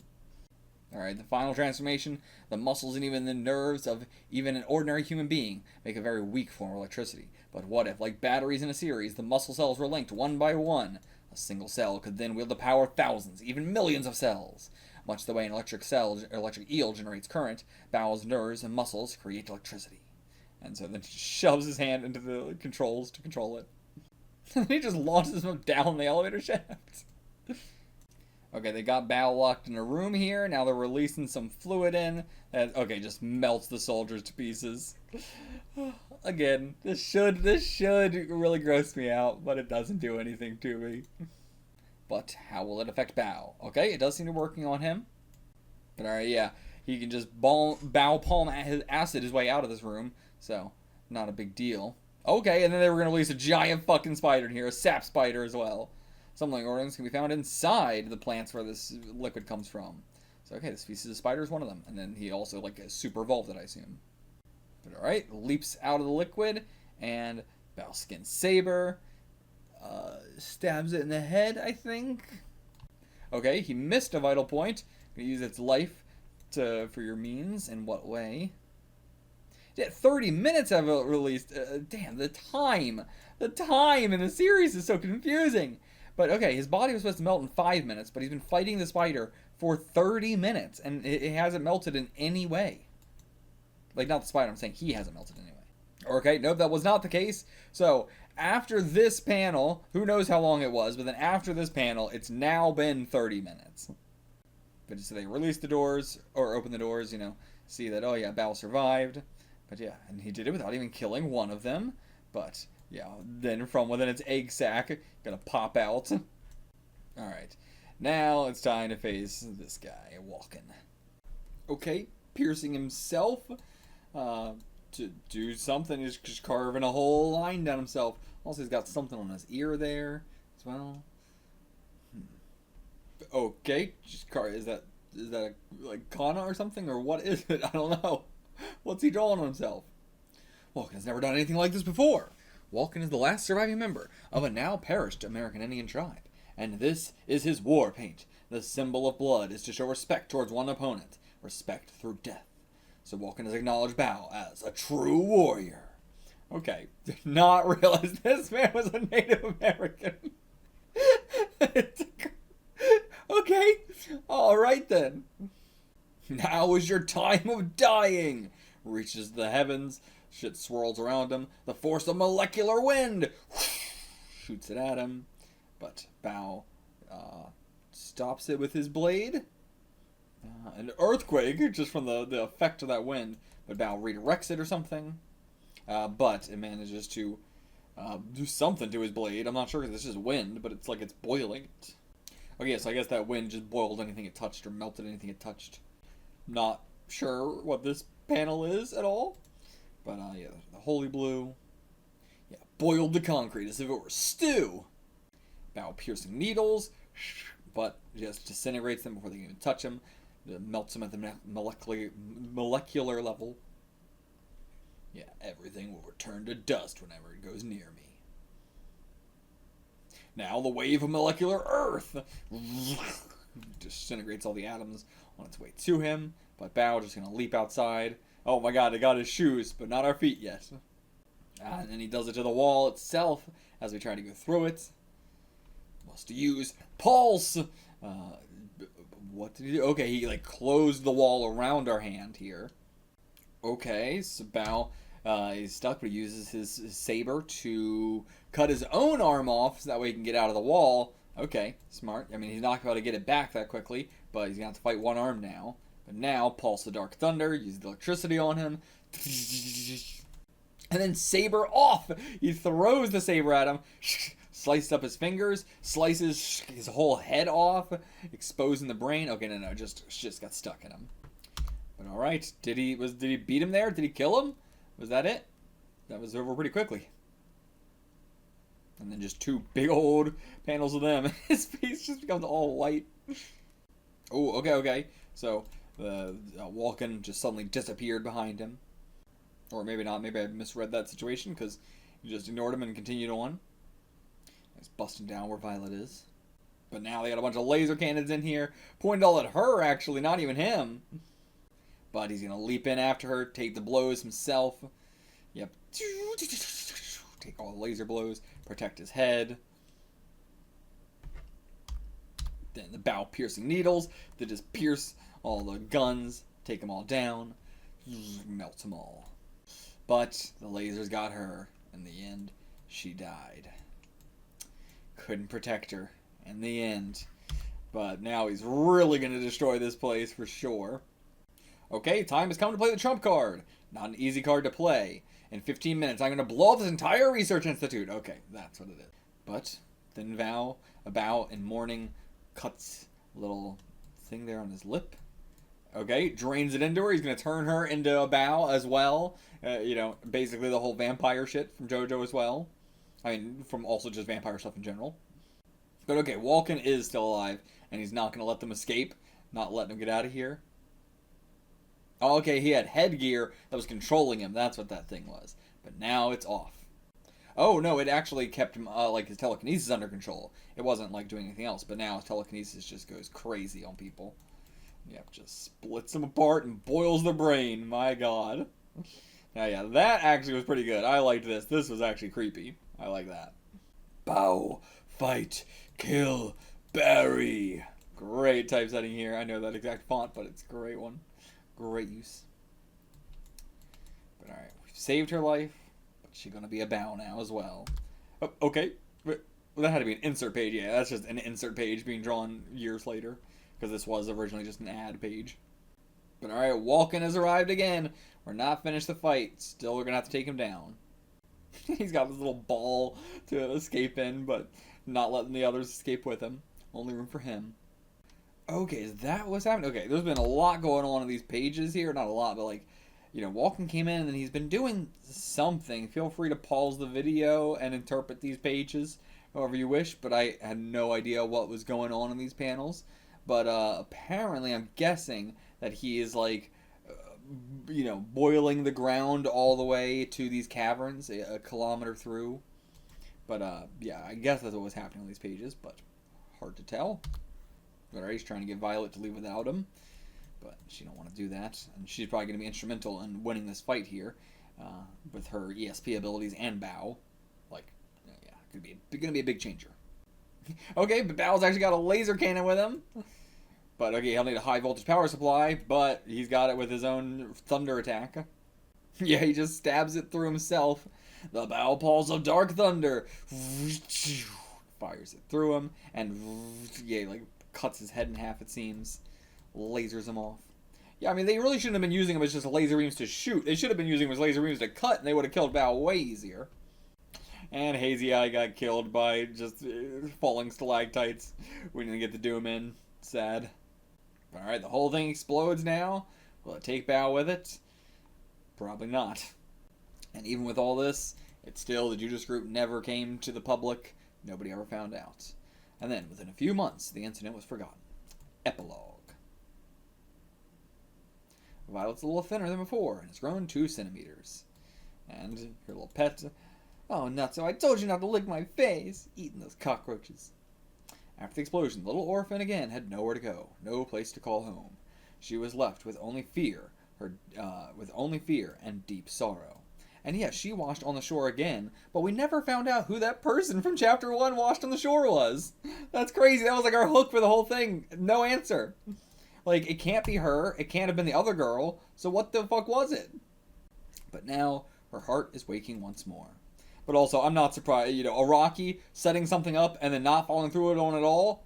That's the most Araki shit in the world. And yeah, we're saying Ikuro's alive. He's just asleep, quiet, comfortable, at peace in the ocean, I assume. Yeah, sleeping at the bottom of the lake, the water, keeping him dormant. He'll awaken from the water when I'm 17. Why?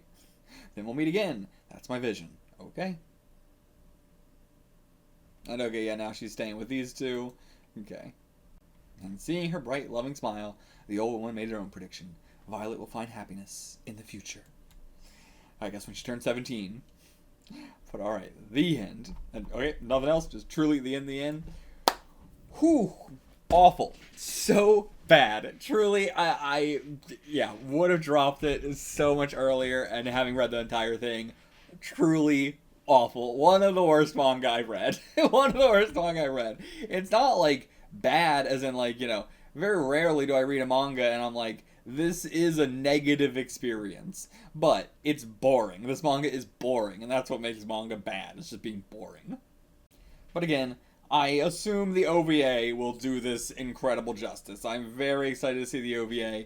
I imagine, you know. And again, Part 2 of JoJo, I think, is a bad manga. I think it's so nearly impossible to read in the same way that this was impossible to read. It is very difficult to tell what is happening on any given panel.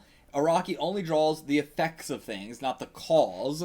He'll only draw, like, you know, he'll draw somebody being hit by an attack, but we never saw that attack happen, which happens so much in here. And the pacing of it is just awkward as hell and really weird. But yeah, the anime improves Part 2 so much. And the colored scans do as well, just by nature of, if it's colored, it's easier to tell what's going on panel by panel. So the colored scans make the manga readable, at least. But, you know, the anime did, you know, it's what made Part 2 so good. If not for the anime, Part 2 is the worst part of JoJo. Okay, so this was originally 17 chapters. Then when it got compiled into the 2 Shinsoban volumes, not Tankobons, but the Shinsobans, what is Shinsoban again? Okay, so Tankobon is the original, like, Tankobon is just the first release, and Shinsoban is used for any release after. Shin is in new, so like new Shoban. But so it's just, you know, any release after the initial release is Shinsoban. So the second release was compiled into 2 volumes, where they turned the 17 chapters into 9 chapters. Then it was released as one Bunkoban, no idea about the chapters. And then when it was released in English via Viz, that's when we got these, like, sets of chapters and everything. But yeah, now that we finished everything, why the hell was this called Baoh the Visitor? What about this was the Visitor? And I see another alternate name is Baoh the Caller, but where did that even come from?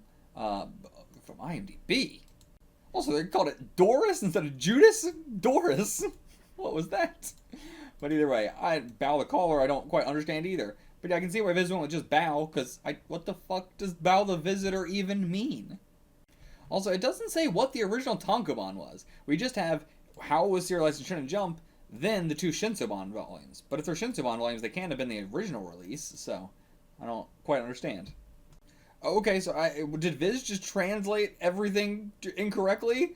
But, okay, it was the dress organization. It was Sumier, not fucking Veronica, or Violet, rather. What the hell? Okay, hold on, we gotta look into this. Okay, so Hirohiko Araki stated in spy novels and such, the names of enemy organizations often use casual names like shop or laboratory. Thus, dress was chosen for the organization to seem like a humorous name. Huh. I'm very unfamiliar with that. And dress is referencing the Capcom fighting game. Oh, the JoJo ones. Oh, okay. Well, yeah. Not surprised there. And okay, Sumier does just seem to be the Japanese word for violet, because they're saying her namesake is Violet, a plant, Viola. So I'm guessing, yeah, the Japanese name for it is just Sumier. So, okay, that one was not a mistranslation. That was actually a better translation than what the wiki's saying. Here's that first cover we got in color, which I gotta say looks a hell of a lot better. So much better. This was in the Fan Road magazine from 1986. So, actually, this would be after the OVA and everything.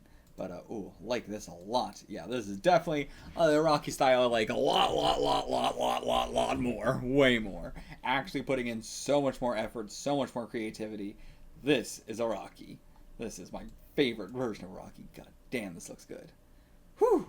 Love it, love it, love it. And I love the way he draws the hair. And then for the DVD, we got this. Him drawing it so much later in what I think of as one of the worst Araki styles. Still better than, Baoh, though, at least, to be fair. Still better than Baoh. But, so yeah, this is how he drew Baoh later. And then that's how he drew Violet. Oh my god. And then that's actual Baoh. Like, that's Ikuro, and this is Baoh. But, god. Still can't draw the head thing. Still can't draw that. But yeah, I mean, again, this looks 10 billion times better than Baoh. But, still, not an Araki style I'm super into, but I still like it. But, like, my main issue with it is just, like, how much this blends all together. You can't really tell what pose they're in, because all of their bodies just blend together too much. Everything just looks like spaghetti. Okay, so in trivia, the characters, I'm looking at just all the characters now, just to see, like, what was changed or what was different or whatever. So the character Dio and Neo Dio from the video game series World Heroes. Have I played one of those? Bear striking resemblance to Baoh, also having similar attacks which they use in their various appearances in the World Heroes series and Neo Geo Battle Coliseum. Okay. Have I played this one? Give me a picture. Oh, I have played this one. I think I've just played the very first one. But, let me look at Dio. Okay. I can kind of see it, but yeah, I've seen them. Yeah. Okay, yeah, that's straight. I love... that's one of my favorite things about fighting games. I'm terrible at fighting games. I'm not really into the gameplay of fighting games at all, but I play a lot of fighting games just for the story and characters and everything like that. And so it's really dope how much they, take from manga for their character designs. Sick. I mean, this is even better than Baoh. He's full naked and everything. And they actually draw the thing on the forehead. This artist knows what the fuck they're doing. God, that looks so much better. This looks so much... I mean, this doesn't quite look like Baoh, but the head thing looks so much better. This one I'm not as much of a fan of. He doesn't look as naked. I assume that one's Neo Dio. Yeah, Neo Dio. Gold. Well, okay, this is Neo Dio as well. And I assume this is just... Nope, that's also Neo Dio. Which one's Dio? And there's also this version of him. Cool. Again, I like the forehead thing they're doing there a lot. But, okay, that one's saying it's Dio. Which one is actual Dio? I'm trying to find Dio, but I cannot find a picture of Dio. It's all just Neo Dio. Show me actual Dio. I cannot find it. If somebody can find me a picture of Dio, I would be greatly appreciated. Also, what the fuck are these attack names? Baoh Meltidin Palm Phenomenon. Baoh Re-Skin-I-Harden. Re-Skin-A-Harden. Saber Phenomenon. Re-Skin-I-Harden.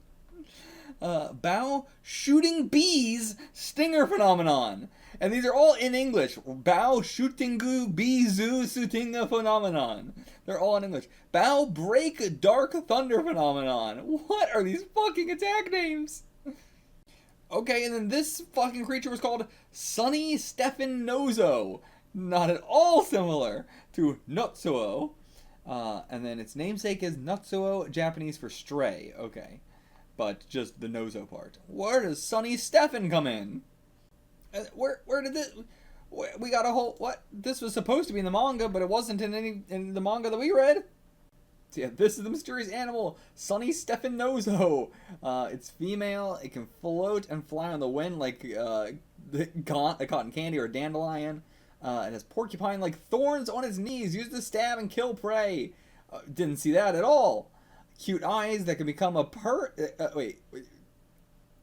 What? Something about its cute eyes. I'm using Google Translate, so this is rough. Bag for raising children. Yeah, I brought that one up. Jumping power is 5 meters. But so it's so it's okay. It's created by Dress. Okay, yeah, the entire manga. No, so we got the answer to one of my questions, but not in the Viz release. They said no, you don't get that. There's some merch with this actually. It's just all that one panel, just all that panel. Okay. In the Sendai dialect, Nozo means to laze around and water aimlessly. Okay, but what's the Sunny Stefan part? No idea. I looked it up, but I can't find anything. What the hell is this? Okay, there's this thing here from the Baoh archives that I'm looking at here, where this was like a special chapter. Also, it does seem like people, like, this was from some magazine talking about Baoh, but it seems like the Baoh chapters were incredibly heavily edited. So I don't think that Nezuo was actually in the manga. It seems like it was from maybe something like this that got cut from the manga, because they're also saying there was other diagrams and stuff like that. Like, there's just a lot that got cut for this manga. So I'll definitely say some of this might not have been Araki's fault. Some of this might have been Shonen Jump's fault. Maybe. We'll see. But, yeah. Also, that the Dr. Hazy Eyes name comes from a place in Wakabayashi Ward, Sendai City, apparently. But, this is, like, how his palm works, so that got cut from the manga. Okay, so this is an explanation for why Baoh doesn't dissolve himself when he melts his enemies into a gooey mess. But I cannot get any of this to translate. It's too low quality. Can't get any of this to translate, but I don't know. Something to do with his skin cells, and his skin cells separate to allow the acid to come out, and then they come back together again. That's what I'm guessing is happening here. And then this was Araki's little author note in the magazine. It was just something about, I want to go skate, but I don't have time. Okay, so yeah. So this explanation for how Baoh does this is actually the same explanation for how Cars does his shit in part 2 of JoJo. So it is just, this was basically all just reused for Cars. That's what they're saying. Like, specifically the moment with Cars and the volcano and everything. How he, like, prevented himself from burning or melting. But yeah, they're just talking about how, like, this is the classic pseudoscience explanation thing that Araki does in JoJo. But sadly it got cut out of Baoh. So, okay, yeah, so his name was a airfield in Sendai. God, I wish we could get shit like this for other fucking manga. This is what I want. I mean, it bothers me so much how little people look into this stuff. As I've been, like, reading Bleach, it's been bothering me so much how often, like, very small stuff that I'm like, surely people have, like, wondered about what this reference was, like, to something on Ichigo's shirt. And it's like, I can't find anything. Nobody's out there going, what is the pun on Ichigo's shirt? Or what is, all this stuff. I'm so surprised people don't, like, when it comes to names of characters, actually, Bleach is very good, I'll give it that, but, like, the puns and everything, nobody gives a shit about but me. But anyway, so this is, like, saying, like, let's thoroughly analyze the origins of the names of the characters appearing in Stardust Crusaders. The ability of Shueisha, the translation just changed, but something like the ability of Shueisha is next to none in the world, or their information gathering abilities next to none in the world. But yeah, I wish companies would utilize their resources to do this more, but so why is the professor coming up in here? Okay, so Dr. Hazy Eye has the exact same origin as Kakyoin. So yeah, Noriaki Kakyoin is the place name of a place in Sendai City. So okay, I never knew that. Or I probably did know that, but it's so uninteresting that I didn't think about it. And okay, so Morio is also modeled after Sendai. I don't know, the Centipede Shoe Shop was actually a real shop in Sendai. Interesting. Didn't know that. Again, I probably knew that, part Morio was based on Sendai at some point, but again, I don't really know anything about Sendai, so it didn't quite mean anything to me. Still doesn't quite mean anything to me. But if I learn more about... Okay, and it's his hometown, so okay, that makes sense. And then, of course, Abdul's Paula Abdul, but we already know that. And then, okay, so Sophine's name comes only from the OVA. It was not in the actual thing. Kind of like Anne from JoJo, only being named in the anime. But, okay. Couldn't find anything for Dordo, or just Dordo was his name. But, yeah, Martin was named after Dean Martin, apparently. Makes sense. During early development of Street Fighter 3, Capcom created concept sketches for an unused character named Martin, whose name and appearance are directly based on Martin from Mount Visitor. Damn, okay. They just straight up was like, let's just do Martin. We're not going to change the name. We're not going to do a slightly different design. Let's just do Martin. Just do Martin. But again, I love it. I love it. That's the best thing about fighting games. They have so many cool ass fucking characters because they just do so many homages to, all these things. To all these characters from 80s manga. He was omitted from the OVA adaptation of the series. Oh, though, yeah, Araki wishes that it adapted both volumes of the manga. Okay, it doesn't adapt both volumes. Martin was likely inspired by the creature in The Crate, a story by Stephen King. Of course, another fucking Araki loves Stephen King. But okay, I have not read the Crate yet. That was adapted into the 1982 film Creepshow. Okay. Like Martin, that creature eats humans, scratches a man's face, and grins with all of its sharp teeth showing. Araki also mentioned the film in his novel Hirohiko Araki's bizarre horror movie analysis. I mean, I have no actual, I don't think I'd actually do this, but hey, I've definitely had the idea of doing a podcast that is watching every movie that Araki has referenced or, said has inspired him. I love podcasts like that for other people, and I would love to see one like that for Araki, But okay, so they have a figure of, Martin's head there being ripped off with Baoh. This figure looks terrible, though. My God, that's a terrible figure. Awful. And then, okay, the Battle Angel Alita author drew this for something, an anniversary, I suppose. 100 chapters of JoJo, I think, is what it said. Or it said for volume 100.5, whatever that was. But let me try and translate some of this. I found you, Marchie. And then Araki Sensei's JoJo series reaches its 100th volume. Okay, so this is for 100 volumes. Damn! When did JoJo get to 100 volumes? I don't even know. I have no idea. But I've been a fan ever since I read Armed Poker, or Poker Under Arms, and Jump when I was in middle school. Damn! That's saying a hell of a lot. But I mean, I would be too, not of Baoh, but I would be of Araki from Poker Under Arms. That shit was very good. But I was waiting all this time. Something, I don't know. And there's the Molotov from Poker Under Arms. Hold on, we'll look at it again in a second if I can translate that. I don't know. Mr. Araki, to us, something, I don't know, something about Araki being able to do stuff with ease, which I wouldn't say. I'd say the exact opposite. Araki cannot do manga with ease. Baoh is a clear example of that. He tried to do it with ease and it was terrible. But okay, what can we spot here? So, Battle Angel Alita, and then I assume some Battle Angel Alita characters down here. But then we've got Martin, we've got Dordo, we've got the guy he melted his head with, we've got the Molotov and the cards from Poker Under Arms, but nothing else. Just Baoh and Poker Under Arms. So, I'm surprised someone was a fan of Baoh. I can't believe someone was a fan of the manga Baoh.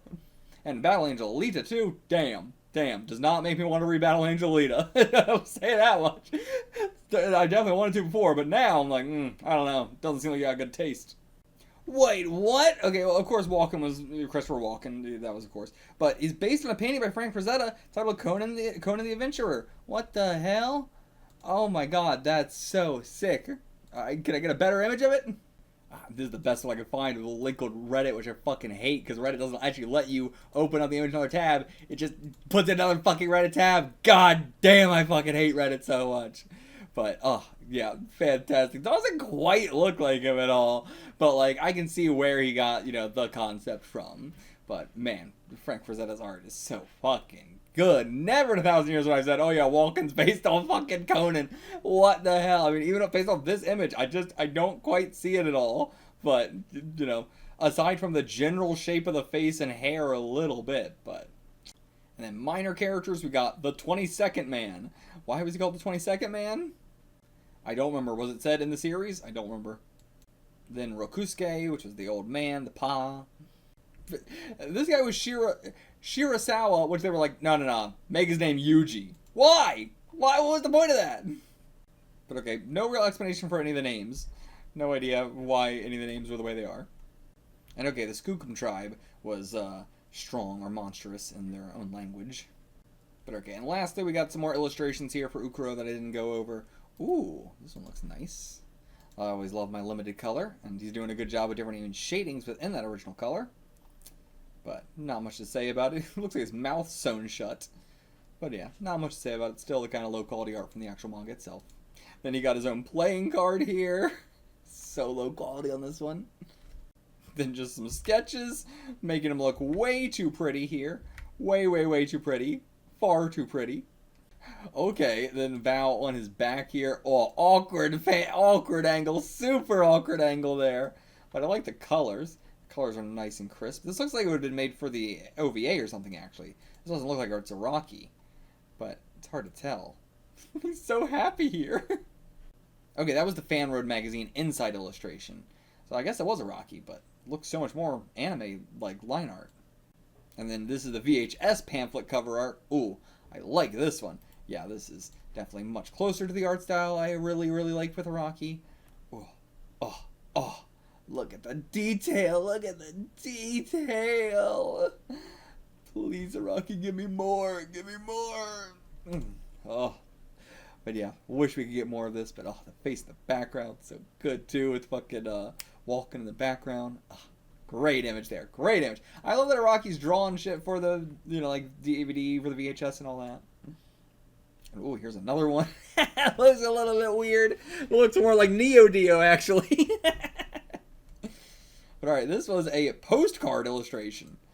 And then postcard 2 illustration here. Ooh. But yeah, I love that Araki does all these standalone illustrations for him, and then we have them all archived. Hell of a booty there. Hell of a booty. And then this one. The yellow in the mouth looks so strange. But again, love the detail. This is what I was missing from the actual manga. Then soundtrack cover art. Damn, he did so much art for this series from various different points in time too. This one's definitely much closer to the I don't know. This is actually still very part 3, I would say. Actually, very early part 3. And then the Shueisha Jump remix. What is this? Oh, this is definitely during like part 5. Looks so bad. So bad. And then what's going on over here with this guy? I don't even know who this is. Maybe from Gorgeous Irene or something? Because I don't know who the fuck that's supposed to be. But playing cards, so I poke under arms or something maybe. But who the hell is this? This was on the spine of the volumes. Pretty cool. Just the straight split down, of course. The classic Spider-Man. And then, okay, he also just reused this for the Bunkaban release. Okay. And then the theatrical poster for the OVA. I hope they didn't just make him gray. Hope they still made him blue. Okay, yeah, so he's still blue and everything. Then some, Cinema's pamphlet here with his abilities and shit. The Laserdisc cover art. Not a fan of that one. Not a fan of that one. I appreciate being stylized and everything, but this is not one where I'd be like, ooh, I want to own that. And then the Laserdisc poster. Okay. Well, not a big fan of Violet in this, but yeah. And then, is that supposed to be Ikaru with his head splitting open and then Baoh behind it and everything?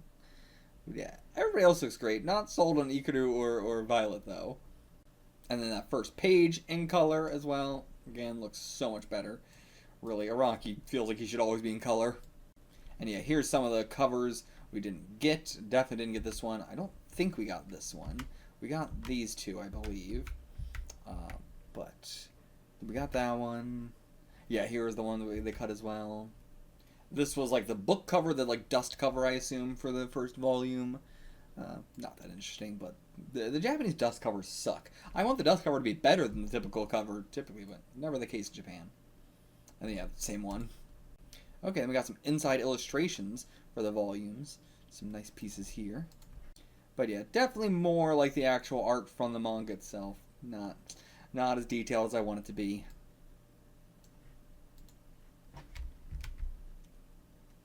And then, no, we did see some of these. They were reused as actual volume covers. But, yeah. Phantom of the Paradise? Not Phantom of the Opera, Phantom of the Paradise. See, this is what I would have wanted him to draw everything like. This is actually clear from the time as well, I believe. Seems like it. Maybe not. But it's so good. Why can't he draw like this in the actual manga? Ooh.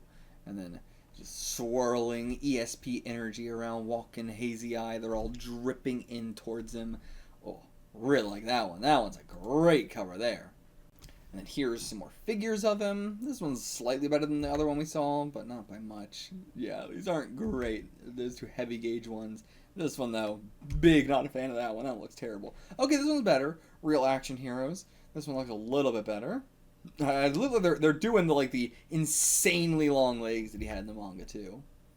But yeah, this one looks pretty good. Oh, this one might be the best, and it's very articulated. I like a good articulated one. Oh, and they got multiple different colors for it. Purple or blue. I think I would go with this blue. If it was a much darker purple, I'd go with purple. But that blue I prefer. And then they just put this one image on every shirt. Oh, no, okay. We got that as well. That one I like better, actually. Yeah, I like that one a lot better. Then we have the postcards actually as postcards. Where you would send it like a postcard. Baoh branded instant coffee. Okay. And a Baoh coaster. It looks good, at least. Oh, there was another one? Another poster, or another coaster there. Yeah, here's the actual cover of the Fan Red magazine. We saw the clean art, but now here's the whole magazine cover itself. And then, yeah, all this other stuff we've already seen. And then, okay, for Shonen Jump's 40th anniversary, Yusuke Murata of One Punch Man drew this with a bunch of the famous characters. Let's see if we can find Baoh. Where is he in here? Oh, wait, was there? Oh, I just lost him. Okay, here's Baoh. Yeah. It's okay. It's okay, but nothing to write home about, really. It's alright, I guess. Okay, that's it for Baoh. Oh, I had more fun going over that extra stuff than I did the manga. But again, I want to see OVA. It'll probably be good. I'll see you guys for what's next. Gorgeous Irene hopefully is a lot better than this one. Let's hope. Cross those fingers. See you guys for that. Get the fuck out of here.